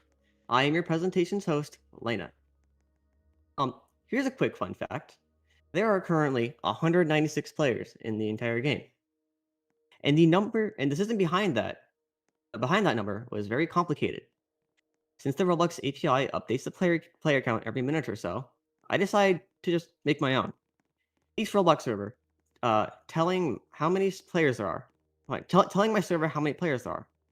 The server is literally to the left of me. I hope it doesn't explode.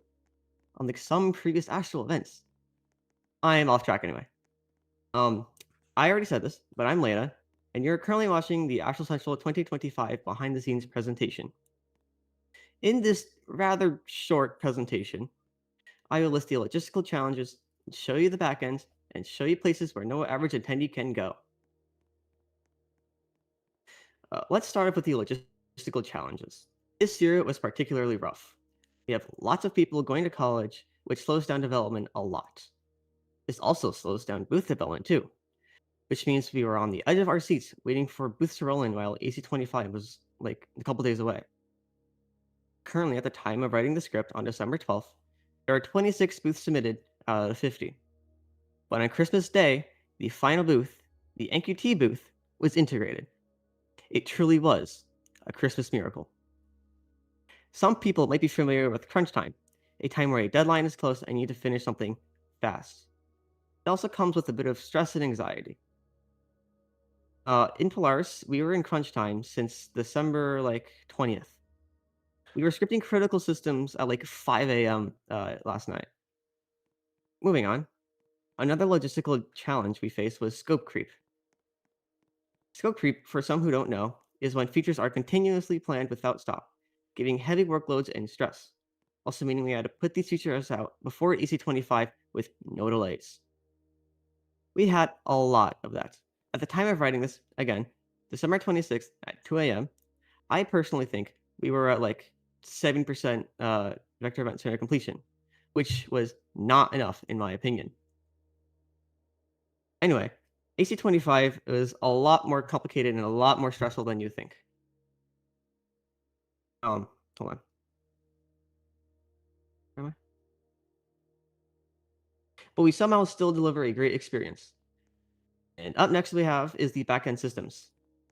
In my opinion, I think the server replicator I made, totally biased, is the coolest thing ever.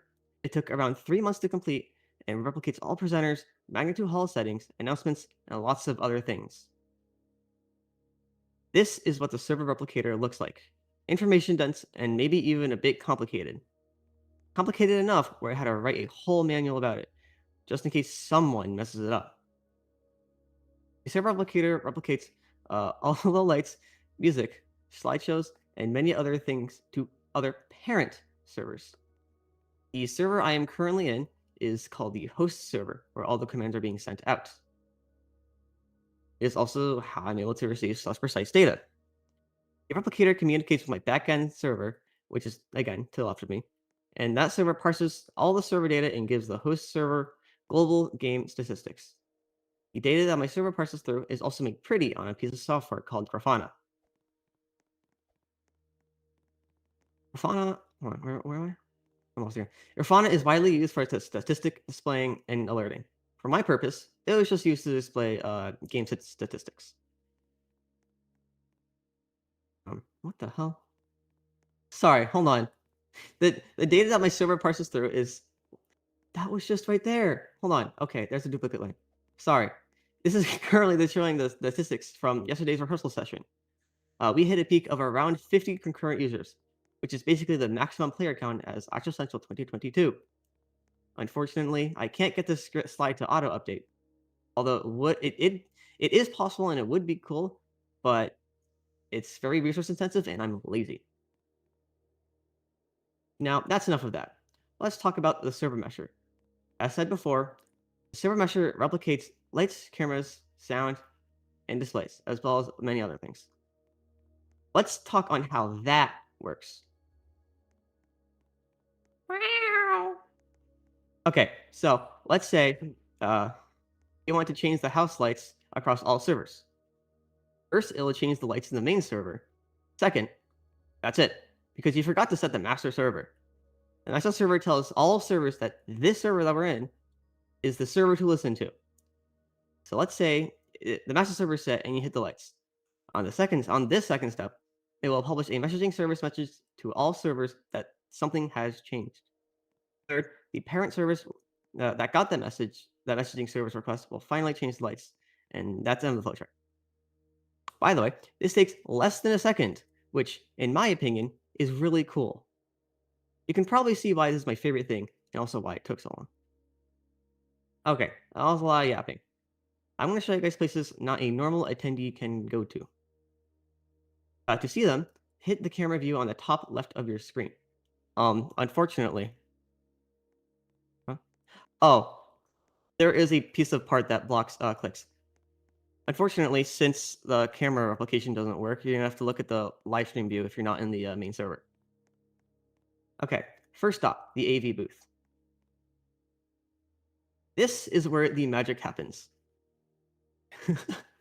We have audio, display, lighting, stage sets, and camera controls. You may have noticed we also have a sequencer and auxiliary controls.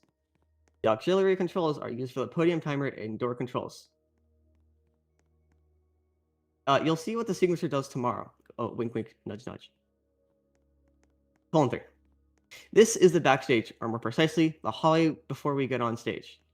As you can see, there's a lot of inspirational and motivational quotes that people have wrote before you get on stage. Honorable mention, backstage storage. Anyway, this presentation was kind of short, and it's coming to a close. This was the best presentation I think I have ever given. Thank you all for giving me this opportunity. Once again, right now, there are 197 players in Roblox. There are around 100 people in the Discord stage, and yeah, again, like 150 players watching YouTube. That's around 350 people in total.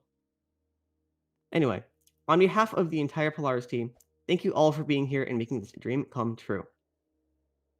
I'm going to list out all the Polaris staff members that are part of this production as a special thanks, so please cheer for all of them.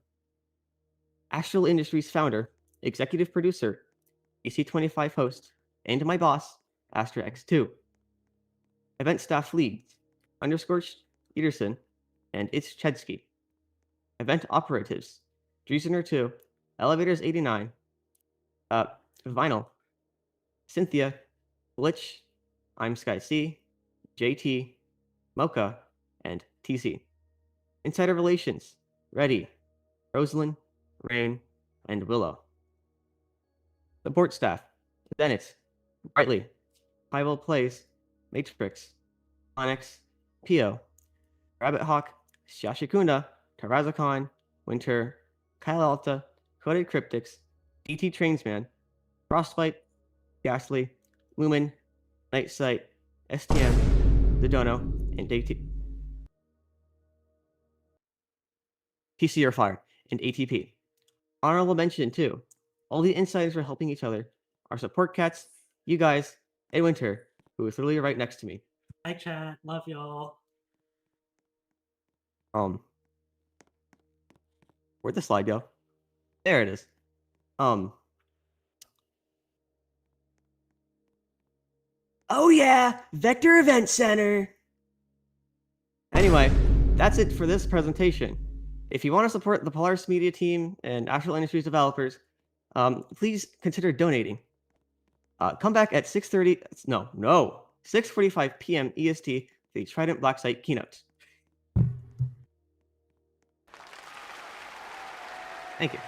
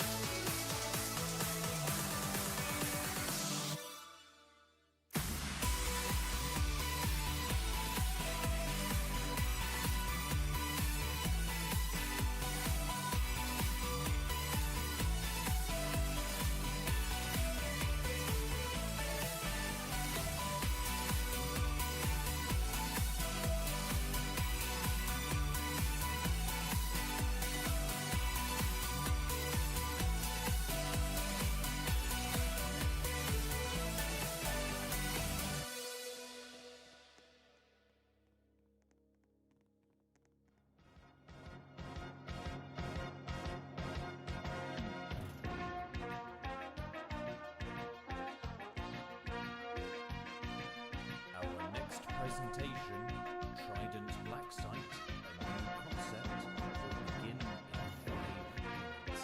Please make your way to your seats at this time.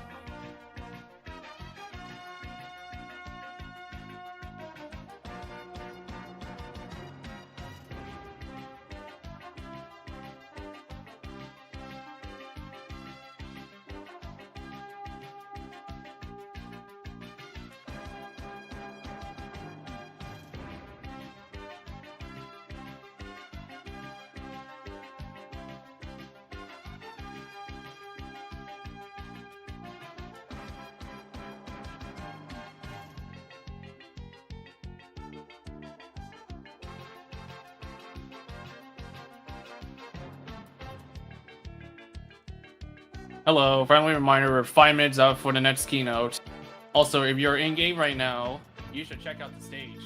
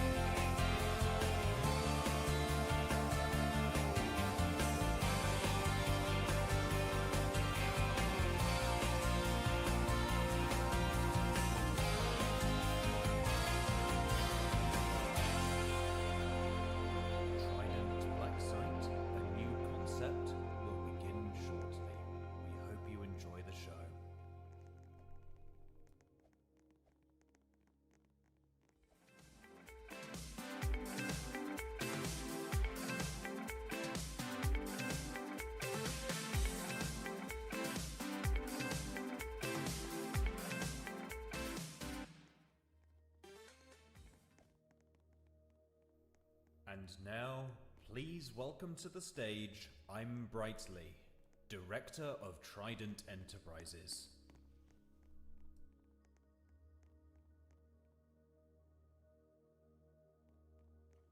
Good morning, afternoon, and evening to everyone attending Astral Central 2025. My name is Brightly, and I'm one of the founders and the game lead behind Trident Enterprises Black Site.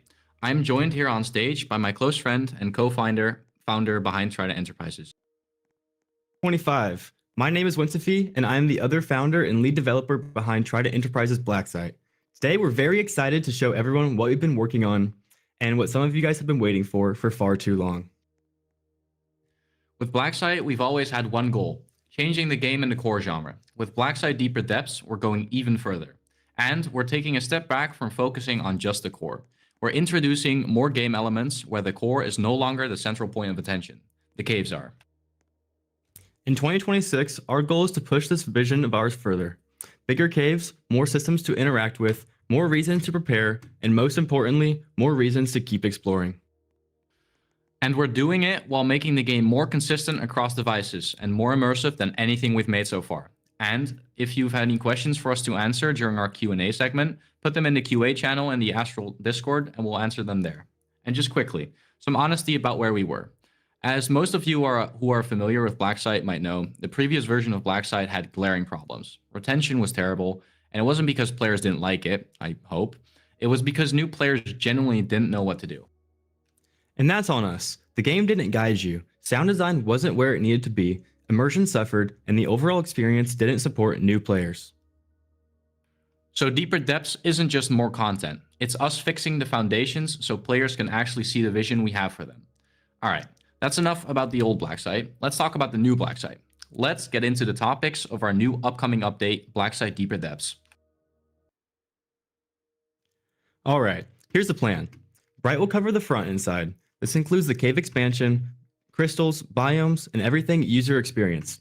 I will be covering the backend, our new core systems, power suits, and the stability work that makes all of Black Site playable across all devices.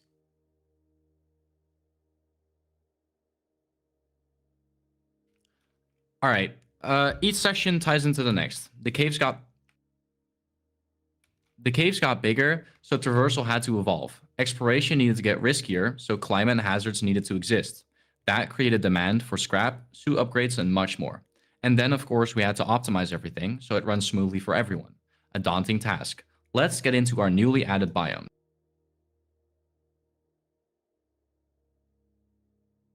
In Deeper Depths, the biomes you'll see today are completely new. And alongside that, we've taken our existing pressure biomes and overhauled them so they don't just look different, they play different. First up is our cold biome. That isn't just blue caves. Cold is a system you need to survive here. You're dealing with all the extremities at once. Your oxygen draining, your body temperature dropping, hazards like thermal vents, influences where the environment forces you to make each decision. You'll be needing to balance your exposure time to the cold, your route, your oxygen usage, and while still trying to extract as much money from the crystals as you can. Then we have our thermal biome. This one's built around the scale and danger. Huge lava lakes, giant volcanic geysers, and fauna that actually makes the environment feel alive instead of empty space with red lighting. And of course, like all the other biomes, this one too is packed with several crystals and resources that give you a reason to explore and take the risk. That's the key idea of these new biomes: progression. You're not just passing through. You're forced to explore, progress, harvest, and come back with what you've collected. The biomes aren't isolated islands. They're laid out to force progression through iteration. Each biome feeds into the next. Through resource gathering, equipment, hazards, and systems Winsofi will be covering later, progression will feel like an actual descent, not just choosing your favorite zone and staying there forever. Looking beyond Deeper Depths, we've already started work on more biomes that we've got planned, including radiation-filled caves, flooded networks, and sandy desert caves, all with their respective equipment to properly explore them. These will be seen soon after Deeper Depths. Besides the biomes, we've also improved the lore and user experience. Before I talk about the raw size, I want to explain what actually changed and how the caves feel. This slide is basically our big correction. On the lore side, we've leaned harder into environmental storytelling, not just in the caves, in the facility too. This game will feel like a place, not just a map, meaning more discoverable context. more reasons why certain areas exist, and more mysteries to uncover by the players. These details you will be noticing while exploring without forcing players to stop and read a wall of text mid-run. The story gets built piece by piece. On the user experience side, we've made massive strides. We've addressed the biggest killer of the old game, new players not having any sense of direction. Out of the internal statistics, over 93% of our player base never even made it to the caves, because nothing in-game told them what to do or where to go. And honestly, we can't blame them. So we've rebuilt the experience around these 3 major foundational changes. A proper tutorial / onboarding flow so new players understand the objective and progression. We've done a full UI overhaul, replacing nearly all Roblox core UI elements. Information is more readable and actionable, especially in the suits. And lastly, a massive sound design overhaul to actually sell the environment and improve immersion moment to moment. This really sold our game to our awesome team of testers that we want to thank for their hard work in polishing and getting this update at its best for you guys. We feel we've turned the game from a cool idea into an actual game players can progress through, stick with, and enjoy. Besides these 3 major implementations, we've also rebuilt the caves visually, better landmarking, clearer routes, and most importantly, stronger pacing. The caves aren't just bigger, it's navigable. You can identify where you are, where you've been, and where you're about to go. This also makes progression feel fair. Simple routes closer to the airlock, whilst the deeper routes become more complex and the environment becomes more dangerous. To make room for this, we had to make some large-scale additions to the caves. This is where the scale jump really hits. We've added over 61 new environments, each with their own ambience and identity. Each region has its own distinct sound, mood, and look. You'll hear where you are before you even see it. The cave network itself has seen an estimated increase of a staggering 2100% in cave size. That number isn't just more tunnels. We've leaned harder into larger and grander caves. It also means longer travel distances, more variety per run, more staging moments, and more room for systems like climate, hazards, and scrap to breathe. Biome progression actually matters. The goal is that exploration feels like a journey, where preparation is rewarded and pushing deeper feels like a commitment. However, with all this scale, a problem emerges. How on earth are you supposed to get around in the caves this size? To solve this problem, we've implemented a better way to get around.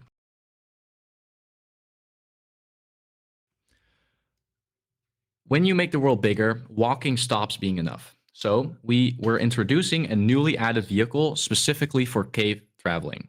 The Trident Buggy, patent pending, designed around narrow routes, uneven terrain, and the feeling that you're operating equipment in a hostile environment, not just driving a toy. It's not just faster movement, it changes completely how you plan runs, how far you can go, and frankly, it makes progression way more fun. To immerse players better, we've implemented some new core gameplay mechanics, starting with our new climate system.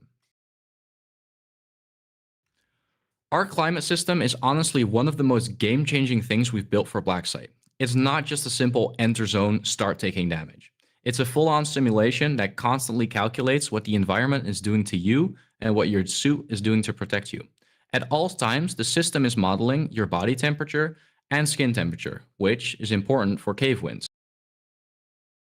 These dictate the acceleration and change of your skin temperature, resulting in a body temperature that lags behind.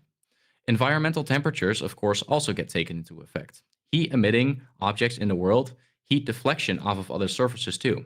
How surfaces and your equipment influence heat transfer are also calculated. Temperature becomes a real gameplay layer. Standing near heat sources in windy corridors, moving from one chamber to the other will be very noticeable. And because it's simulation-based, it scales with progression. Early on, you'll feel unprepared, and as you unlock biome-specific suits and upgrades, you'll start making more strides into progression, and areas will slowly become more accessible the further you progress. To add some risk to cave traversal, we've also added climate hazards.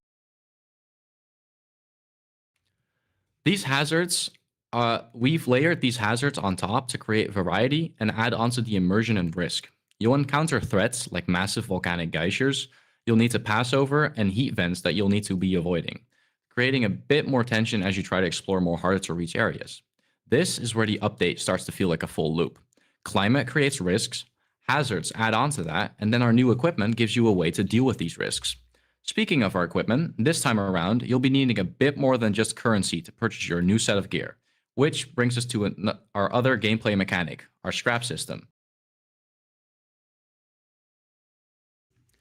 Scrap is the other key backbone of progression in Blacksite Deeper Depths. We wanted a system that feels like it rewards exploration more than just earning money, collecting actual items. The scrap system is built around 3 principles. Find it through your gameplay without having to go out of your way to collect them, keep it by surviving and making back to facility, taking up inventory slots, and spending them on upgrades and change how you progress. Equipment that lets you go further. It also connects everything. Bigger caves create longer runs create higher risks create the value, increase the value of your preparation, and the scrap is what makes you get that preparation done. And because this is Blacksite, you'll need to make some trade-offs. Do you spend scrap on survivability now, or save it for an upgrade that makes you progress to the next stage? We've shown you our new gameplay elements. Let's get back to our already existing element, the crystals. Crystals are the true backbone of Blacksite. As many of you already know, Blacksite isn't just some core game. We've decided to make core a background subject and really put exploration first. Our crystals are our way of doing that. They're the progression and I think identity of Blacksite.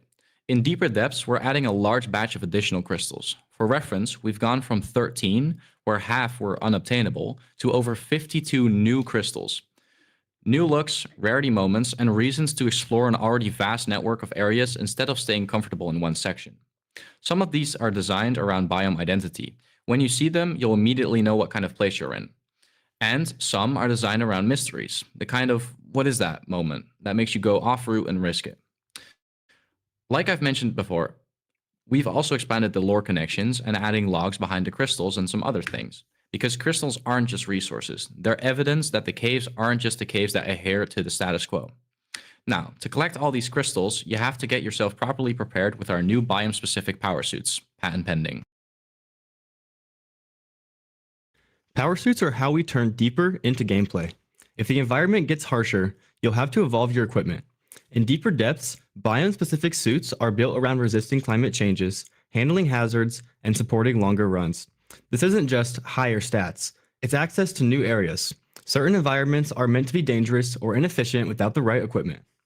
We've also overhauled our suit UI to improve the overall immersion and experience. To support all these new changes and additions, we've completely overhauled the suit UI. The goal? More clarity, better immersion. Your suit will now feel like you're truly wearing it, not just simply a surface GUI you're babysitting.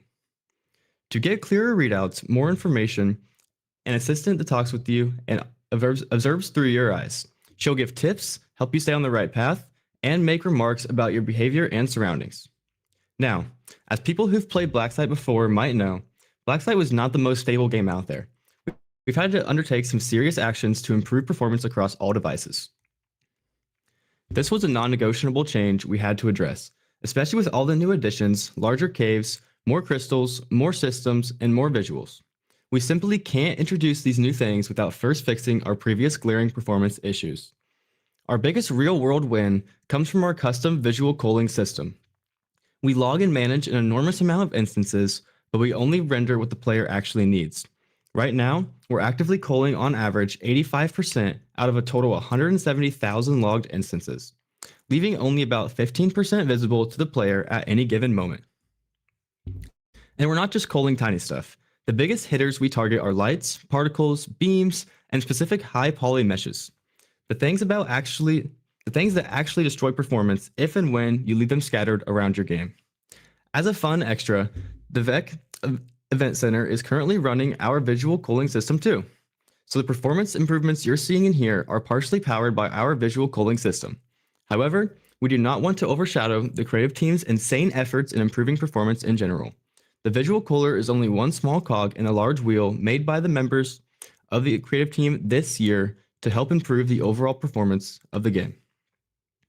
But culling is only half of it, because even efficient games rendering-wise can still suffer if tasks and scripts writing are involved. So we built our own custom task scheduler, which lets us throttle and budget tasks. So instead of random lag spikes, we control the workload per frame. And that's how we keep the client experience consistent, so players can remain at least a constant FPS of 60, instead of bouncing between smooth and slideshow, depending on what loads in. Our culling system works hand in hand with this custom task scheduler to bring up the FPS. We've also implemented a dynamic loading system for active spinning elements called Spinny, patent pending. We're only rendering and updating them when we need them. If it's not relevant to your client, you won't be bothered by it performance-wise. And the results certainly reflect that. We've determined on average a 23% increase seen through several devices, both on the low end and the high end, a 32% increase in the 1% lows, and a staggering 104% increase in the 0.1% lows.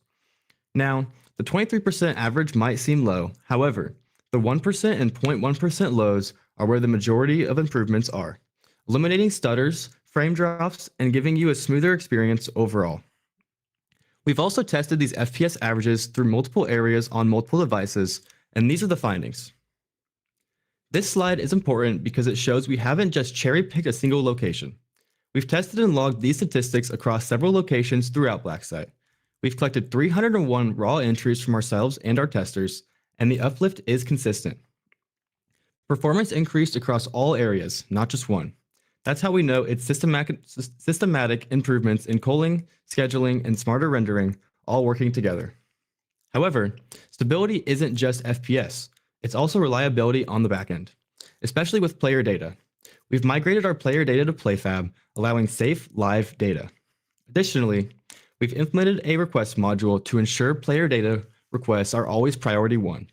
This new data system supports the complex new player data sets BlackSite uses, while also preventing data loss. We've got your data covered. And we use PlayFab because it's proven.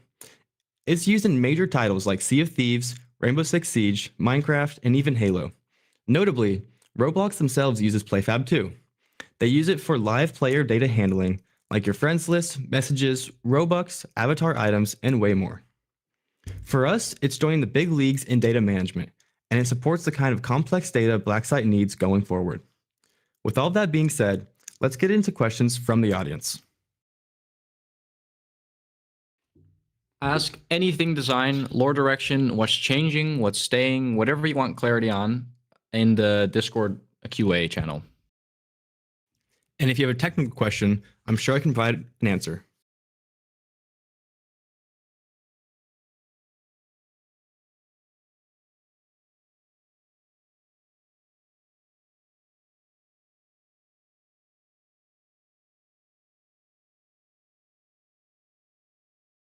Hold on, I'm just looking for the channel. Just give me a second.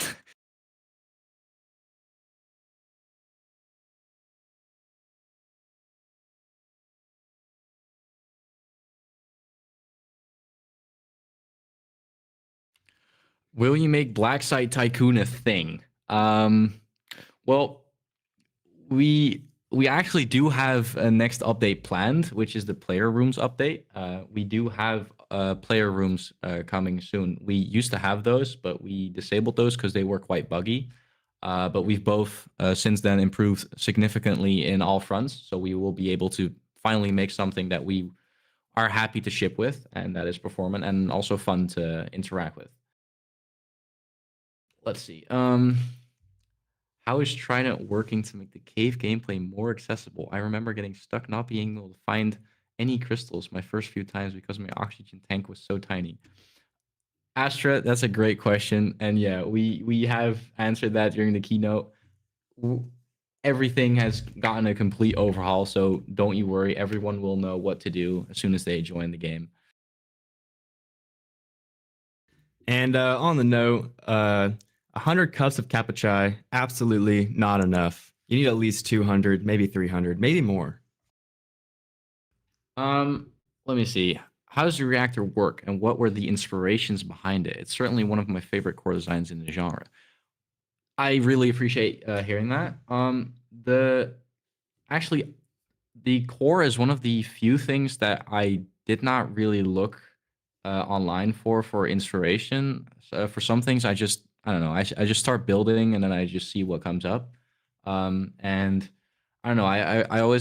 I had like a fascination of like low poly, like hexagonal, like ball shapes. But you know, there's plenty of ball cores, so I had to change it up a bit. And then eventually, after some iterating, the current core came to existence. So yeah, that's where the core came from. Will the facility be expanding upon with more sectors, rooms, and other areas?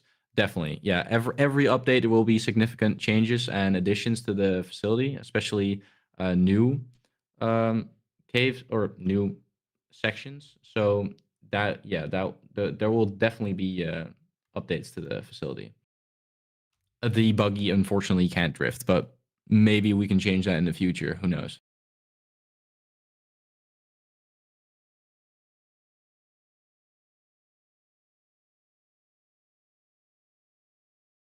Those are a lot of questions. This is okay. Let's see. Is there teams in Trident Blacksite like researchers, miners, etc.? Yeah. So we currently have mechanics, security, and scientists. The security team currently is quite underdeveloped. However, there is going to be a larger scale security update in the near future where we plan to bring back one of the old security subgroups of Trident. So definitely stay tuned for that. However, the mechanics and the scientist teams don't really have a function now, but they will eventually.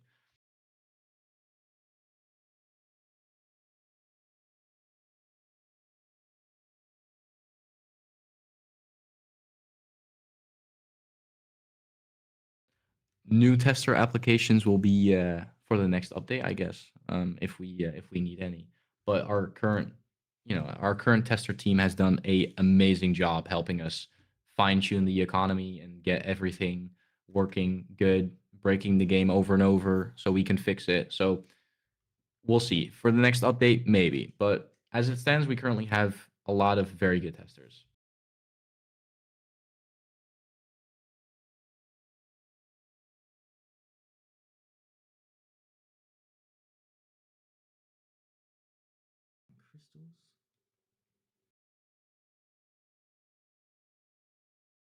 All right, let's do 2 more questions.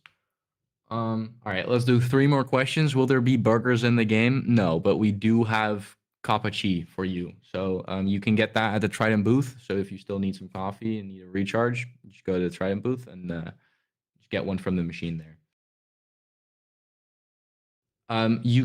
I would not recommend eating the crystals. There are definitely some nasty side effects to eating some of them. I will forward you to Vaughn for that. They are our expert on crystal analysis, but I do not recommend eating them.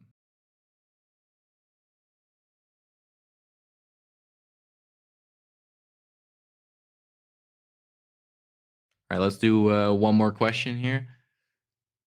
Let me just pick out a really good one. Let's see. How many more achievements / badges will you add? Well, we've currently have, I think about 20 or I think even more new badges that are in the next update. So there will definitely be a lot of new things to discover and a lot of badges to collect. But I think we're gonna wrap the Q&A up for that. So,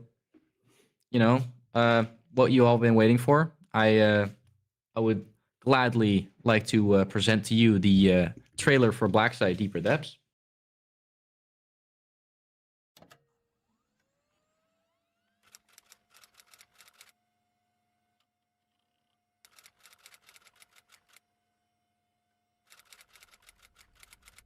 It's technical difficulties. Copy. Leo? Copy.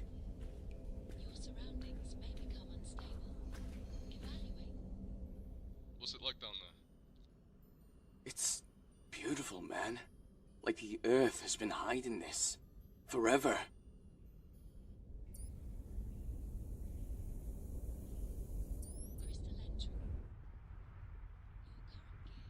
You are not gonna believe what I just found. But the temperature is getting too hot in here for my equipment. I'm making my way back. I can't seem to find my way back. Thomas, do you know my radar? Leo, you're cutting out. Say again? Oxygen's low. I think I took a wrong turn. Leo, hang on, stay with me. We're sending a team now.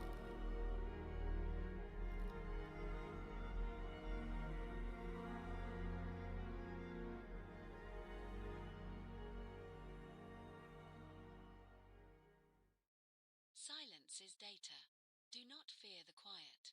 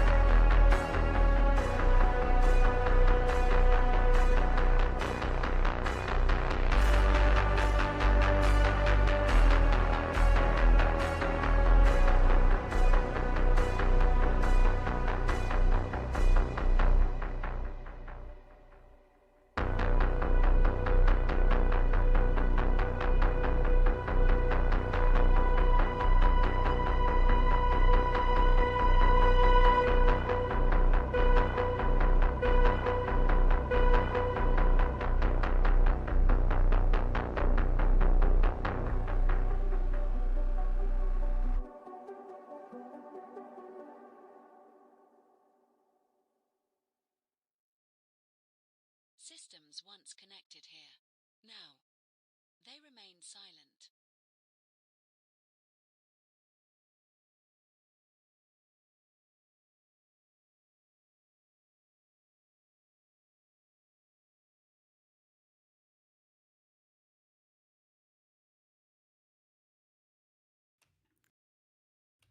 That is a life countdown. We told everyone publicly that BlackSky would release on January 2nd, 2026. But we're not waiting till next year. Not this time. We're dropping right after AC25 concludes, before the end of this year.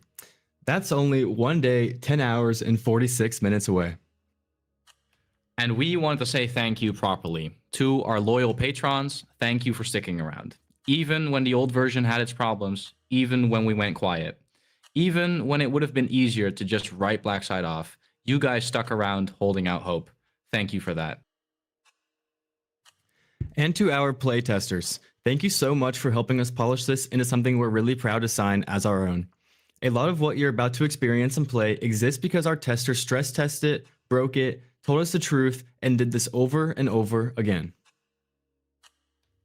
And to Astra, Astral Industries, and Polaris Media, thank you so much for having us, for giving us the space to present our community, our work, and pride, BlackSky. And thank you for welcoming us and letting us connect with other communities and creators here. So yeah, December 29th, right after Astral Central 2025, we'll be waiting. It's time to dive deeper in BlackSky, deeper depths. We'll see you in the caves.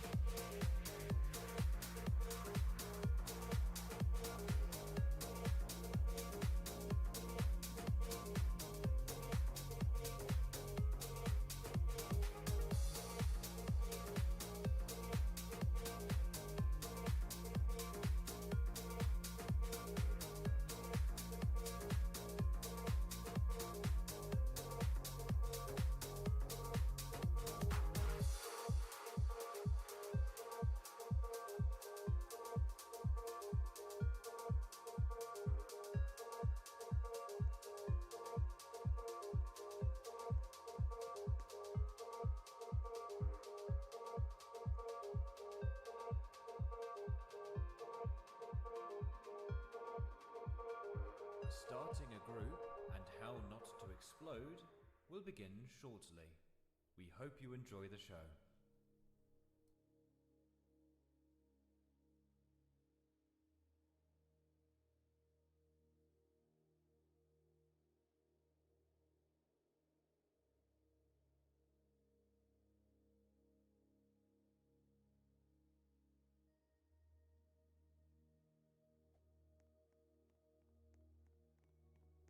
And now, please welcome to the stage, Plant, Head of Development at Nano Quantum Tech.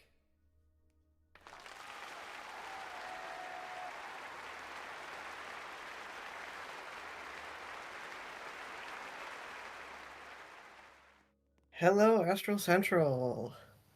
I know you're all probably getting a little tired because it's been a long event, so I'll try to keep this entertaining. I'm Lily, known around here as Chetsky, or Plant. I'm the Council Chair and Head of Development for NQT and ESL here in Polaris, and I've helped way too many groups fix their internal issues. But let's get to the important part. If you're here at Astral Central, you're probably either working with a group or two already, high insiders, or otherwise involved in the community. If you've ever wondered what goes into starting a group from the ground up, or you've wanted to do it yourself, this presentation for you. Please remember that these are my opinions based on what I've seen, not a perfect formula. It'll solve all your problems forever. There isn't one of those, unfortunately. Running a group is gonna be a bumpy process, and you can't forget or predict everything. Also, I'll bring this up for the Q&A section, but I won't be covering any of these things. With that out of the way, let's get started. Okay. So, there's a lot of different ways to start out. If you ask me, the best way is just to get together a group of friends and have fun making a thing. You want the people to be working with you. You want the people working with you in the early days to be people you can trust and depend on. But you can also start out alone. Having a whole staff team is not a necessity at all. The point is to just start out simple. All you really need to get going is a vague idea for a project and some free time. Remember, you don't have to build a whole group right away. The first few months of NQT's life were a group chat and a team create. Didn't even have a name for a while. Eventually, the time will come to start giving things more structure, though. If I had to pick one issue I've seen more than anything else with groups starting out, it's this. Early on, you really don't need a complicated staff hierarchy because you're not going to have many staff. Bigger, complicated structures also tend to cause infighting and drama. I've seen it a lot of times. I won't be going into any detail on these examples, but they're all structures that, as far as I'm aware, work pretty well. Basically, just keep it simple. If you need to make it more complicated later on, then do it later on. You, unfortunately, will also need to be prepared for when people are people. You'll need to have at least some basic set of rules in your community. It's going to be as simple as a few baseline expectations and some simple rules made as things come up, like what Astral uses. But you also need to be aware people will try to find loopholes in anything. So keep in mind that technically not breaking the rules is still breaking the rules in spirit.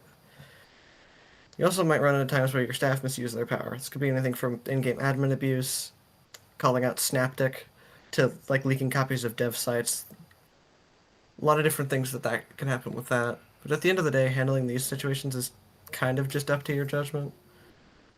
If you think a member of your community or of your staff team is making it a worse place or making things not work the way they should, it might be time to have a talk with them, or if it keeps happening, remove them. But now that you've got a group put together and a project in the works, the real challenge begins. There's a lot of different ways to go about building a community. But my personal advice, just make something you'd enjoy playing and being a part of yourself. There's no real easy formula you can follow to make a perfect game everyone will want to play.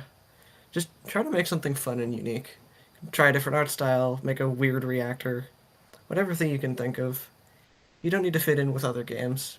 If you stand out, people will find you eventually. You can speed that process up a bit by telling your friends about it, showing off your work in creations channels, that sort of thing. The most important part of building a community is just making it one that people like to spend time in.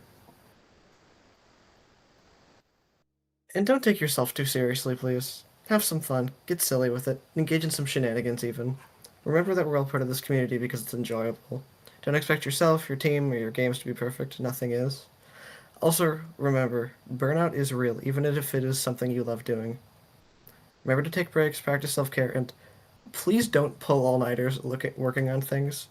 Gonna call up the PM staff team here a little bit. That goes for you too. Also, a little development tip.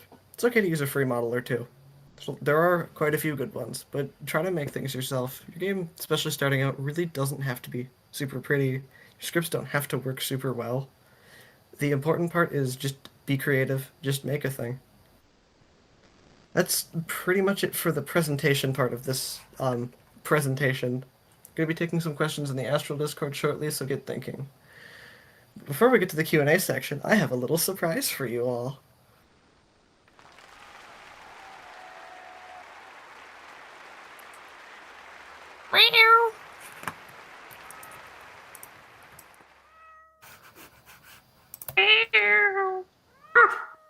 You are not a cat. Yeah, go, yeah, go Lewis. This one's not unprovoked. It's in my script. Stand by SL10, SL4, CA5, and LA3. You all probably have a cat tool now if whoever's on other panel managed to hit the button. Oh, wait, am I getting So have cats fun. Alright, cats have been given. Alright, 30 more seconds, and then we can move to the Q&A section. Stand by SL10, SL4, CA5, and LA3. Oh, you. Don't care. I don't care.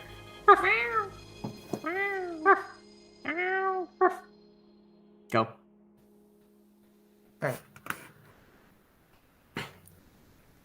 Alright, it's Q&A time. Going over to... I don't know what the Q&A channel is called, actually, but the Q&A channel, and send in your questions. Also, if any of you insiders have input on people's questions, feel free to respond to them yourself. I'll probably read out some of those responses alongside the questions. Now...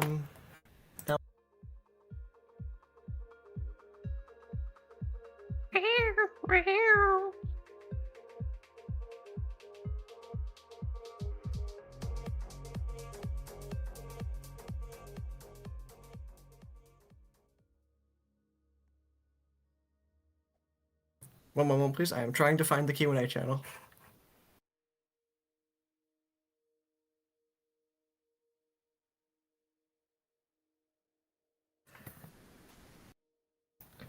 Alright.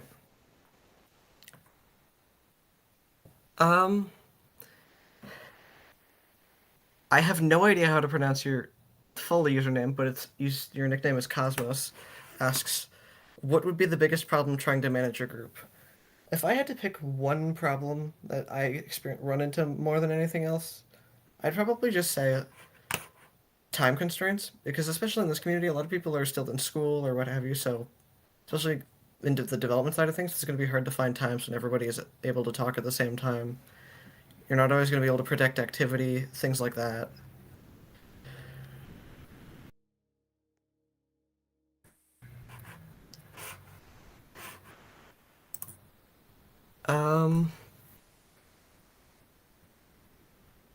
A few people ask about how to revive a group that has died or is dying.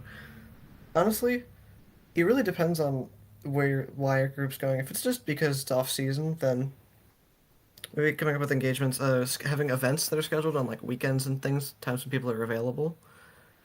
And honestly, just in general, even in the more busy seasons, finding times to do events, engage your community, things like game nights, even if they're not in your game, are a good way to get people to participate more. Membership for Discord servers asks, the real Llama the Wolf asks how to get members in their Discord server and keep it active. Honestly, just put the Discord server in your social links and do things in the server. Again, like things like game nights, community engagement. VCs are a good way, especially in smaller groups.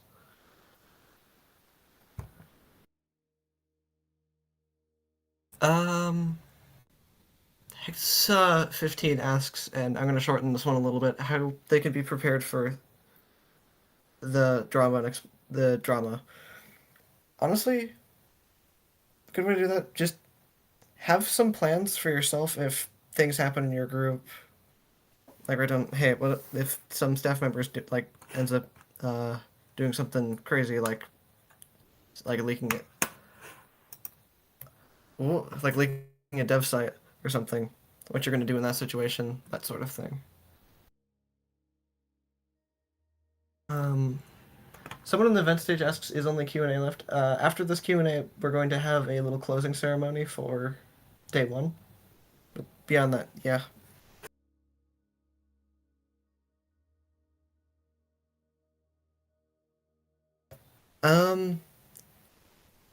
Truckman Wakeny asks about burnout. How can you handle preventing this when you're dealing with a lot of short, important deadlines? That can be difficult, but the strategy I'd say is either make sure that you're not doing all the work yourself, especially in a larger group, and one, try to avoid getting in a situation where you have those short deadlines. Work on things early, like if you're going to participate in AC26, maybe start your booth when you get invited rather than waiting until a month before the event. I know I'm one to talk because I submitted the last booth, but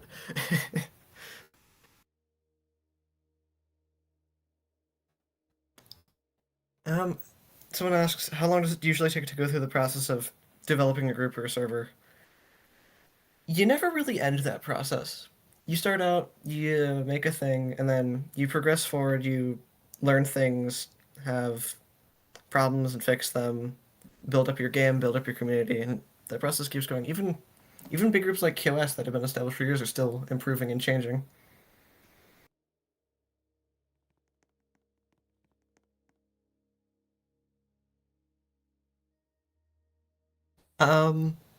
I can't figure out how to pronounce your username either, so I'm sorry, but someone asks, how long did the presentation take to make? I made it in about 2 hours. Most of the time was spent rephrasing like 2 sections.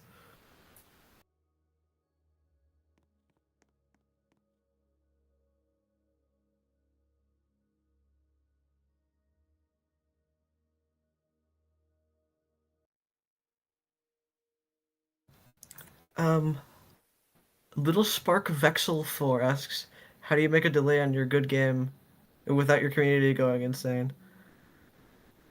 Just give them updates on things, like make little announcements, post sneak peeks about, hey, here's what we're working on, here's the progress we've made. Like, show them that you're still working on the game. That's the biggest thing that leads to communities going kind of insane, is when they don't know that the game is still being worked on or not. For example, Silksong, where we had basically no news for years and the community went absolutely insane.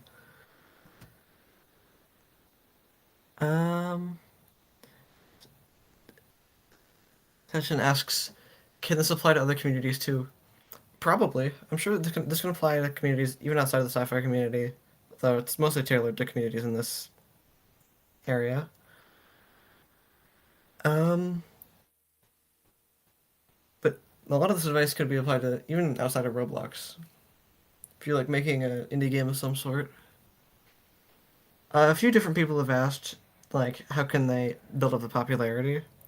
Just make a thing that's fun. Show people it exists and play it. And sometimes a good thing to do is just play your own game when there's people in it. Engagement with the community is a thing that helps a lot with making your community not feel like you're dead.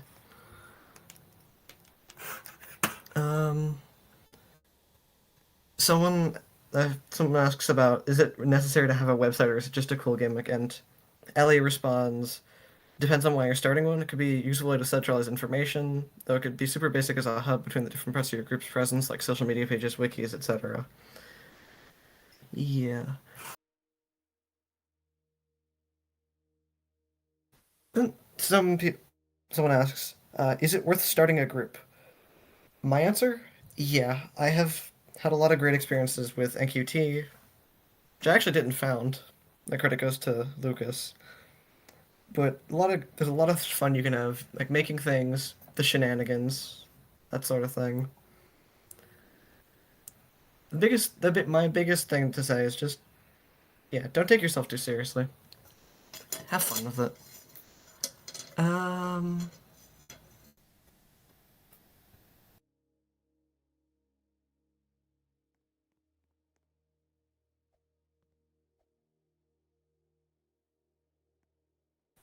Apollo asks, if you don't mind me asking, do you have any examples of what not to do when starting a group? Yeah, actually. One good example I have, which is actually was going to make it to the slides, but I forgot.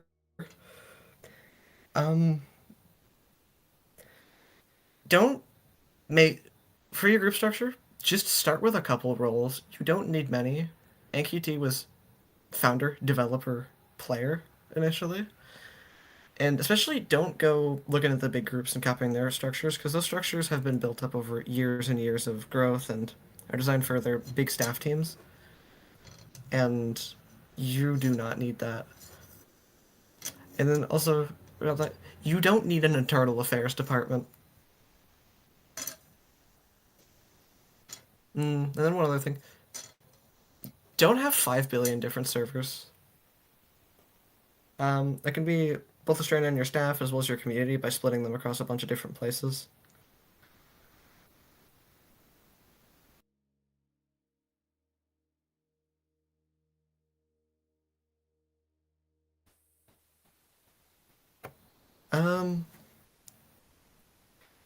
So, as a player, I find it sometimes hard to find a game. How as a dev can I get players to find my game?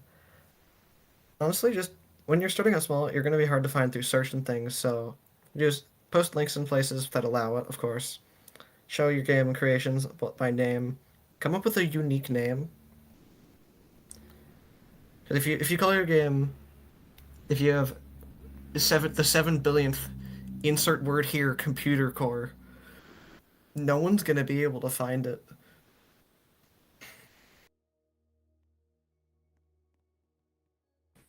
And tips for a solo developer? I don't personally have any big advice, but I'm sure some insiders in the community will have something to say on that. But main thing is burnout stuff. Yeah. Trevor McKinney says, don't do huge facilities, which I definitely agree with. You probably want to start even smaller. Start small, get something together you can play. Freya asks, will the Cats and Glow Sabers be a permanent addition to your Astral Central booths? Referring to NQT's booth. Yeah.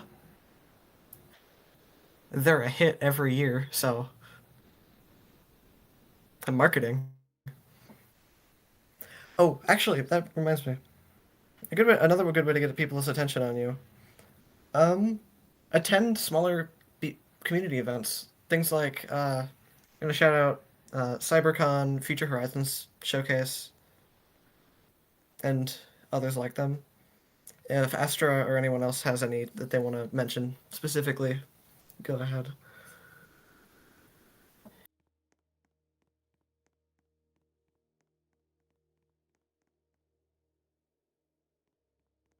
Best way to improve the quality of a current game. I would say find the things that your community has issue with, like gameplay mechanics that tend to be either avoided or complained about often, and then look into how that can be improved. Do be aware that your community is not always right about something being an improvement. They'll think it's going to be better, and then you release the update, and it's like, oh, this actually sucks. So someone asks, is there any benefits of creating an actual Roblox group? It can be really useful for organizing your games, as well as working with, organizing collaborators when your team gets more complicated, but early on, not necessarily. It also helps with branding, of course. Is a good game the only way to attract people to a group? Oh, not at all. There's a lot of different ways to find a community. Again, just put yourself out in the community, have people become aware of you.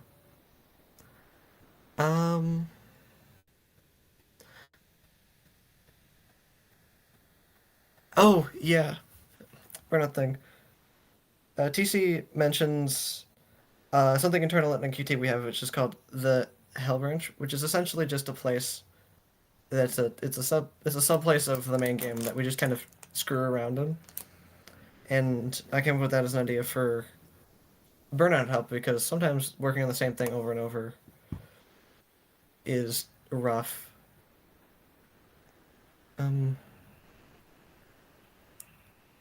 Yeah. I do see your question about the best way to get into starting an event group. I don't have a good answer for that. I would save that question for the Astral Polaris staff Q&A. That'll have people better answers. Oh, no, you're all good.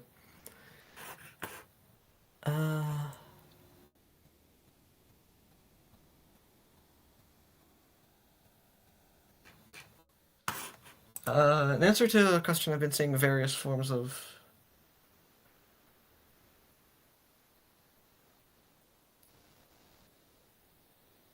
just generally people talking about dealing with drama. That really depends on the group and the staff team, but a lot of the time the best solution is to go through, talk to everyone involved and figure out, hey, what's going on?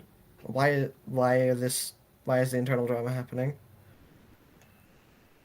And what can we do to improve it? Sometimes that might end up being removing a staff member, because that does just happen sometimes. Or sometimes that just means like, hey, some community member who doesn't quite understand the rules and needs to have like a couple minute DM conversation with somebody. It just depends on the situation. And looks like we're starting. Yeah. I'm getting some calls in Polaris saying everyone's getting real tired, so I'm gonna start getting ready to wrap it up. I'll answer a few more questions, and then we can go through the closing words.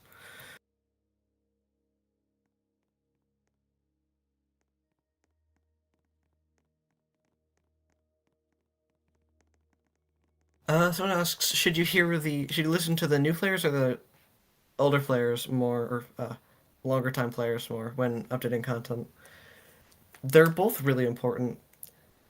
The longer term players will know more about like the intricacies of the game, how it plays, and will probably be better able to tell how things are going to affect, or how a change is going to affect the gameplay, versus the new players who are coming into the game for the first time that aren't used to all of the problems, and will be able to give a perspective that your more active, longer-term players won't be able to give. Best way to start, or best place to start. Honestly, I would, depending on if you're having a big community, depending on if you're planning on having a game that involves a lot of like in-game communication, things that would have voice chats. I'd start in Discord, versus if you're making a lot of smaller things, I'd start with like a Roblox group. Honestly, there's a point where you just want to make both. And then last question I'm going to answer for today. That's from John Soggy Cat, asking how to tell when the sillies are going too far and how to avoid that happening. That is an important thing, especially when you're engaging with shenanigans, to know where the line is. What I would do, and what I'd recommend, is to find a line. Just to set a line for, hey, what's okay, what's not. A lot of the time will be like, hey, maybe don't do this in a public server, or if you're doing these things in public servers, make sure everyone's okay with it, and don't do it for too long. That sort of thing. But beyond that, just... And the other big way to tell, if your players start complaining about the shenanigans happening, it might be time to maybe start moving them to a private server. And... Alright. I gotta scroll down to my script. 1 second. Alright, thank you for asking all the questions. We will probably continue to answer some more through text in the thread later. But besides that, that's all for day 1 of Astral Central 2025. Thank you all for sticking around so far. We're not quite done yet. There's still a whole second day of things to see between the presentation, the special event, and this year's Resonance Awards. I think you all are going to have a lot of fun. I also want to give a quick shout out to the Players Media staff that have been busy keeping everything on track. Come on out, everyone. If any of you have your own words to share, feel free. Just send a stage request or ping one of us. We'll get you up.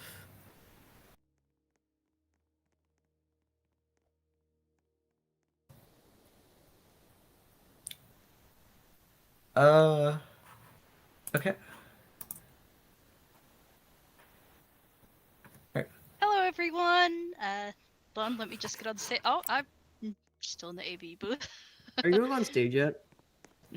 That cue was like 5 lines ago. Oh, alright, I'm on stage. Yeah.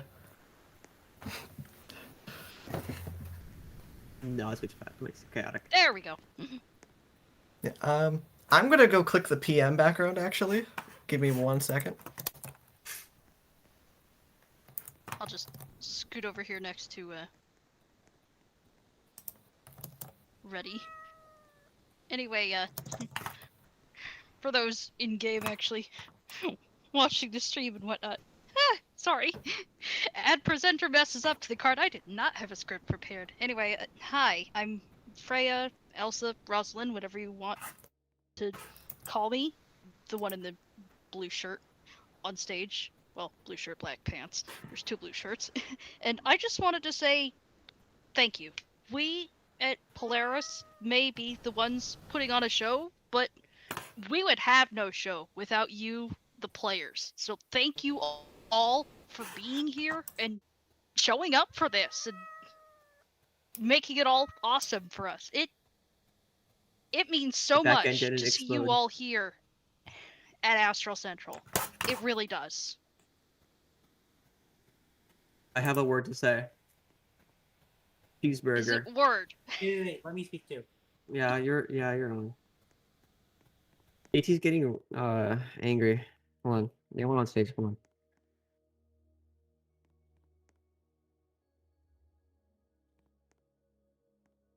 on. I'm JT. I'm in one of the insider relations people and event ops people. Just it's my screw you. Just wanted to. It's my first event, being able to be a part of the team. Thank y'all for letting me join this. It's been fun but stressful, and I can't wait to see y'all for an even better day too. Thank y'all. Is TC here? Where's TC? Oh, there's TC. I just want to say thank you all for attending today. I know we had some technical problems, but your continued support really has made our day. And just a short note, tomorrow I hope will even be better, and I'd like to see you all back here tomorrow. Thank you for attending.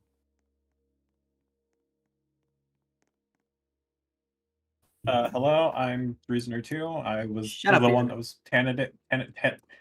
Tana dancing on stage. I just want to say thank you all for bearing Harry with Blue us Jay through all said the age. technical difficulties and everything. Wow. I hope tomorrow's even better, and thank you all for showing up.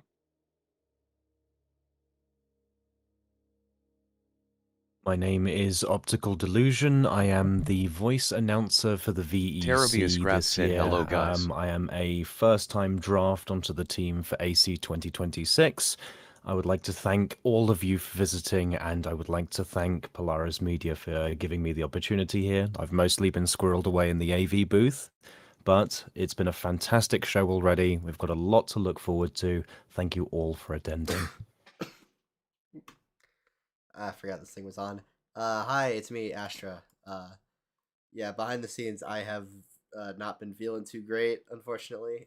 God. Sorry. But thanks for tuning in to day one.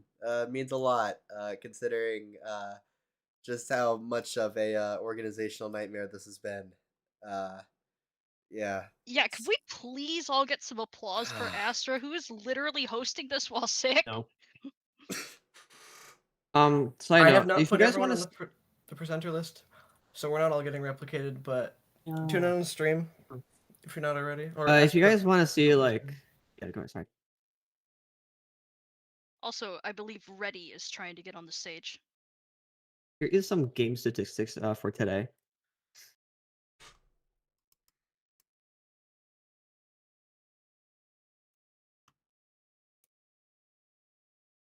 Tell Reddy to ping me. All right. Well, I think I'm gonna go ahead and call it a day for the stream here for day 1. Thank you all for watching. We will see you again same time tomorrow for day 2 of AC25 Constellation. Thank you all for joining us, and see you then. It's going to be silly. Bye, everyone. Yeah. We can also say something. Bye. Yeah, One last thing. Hi, it's winter again.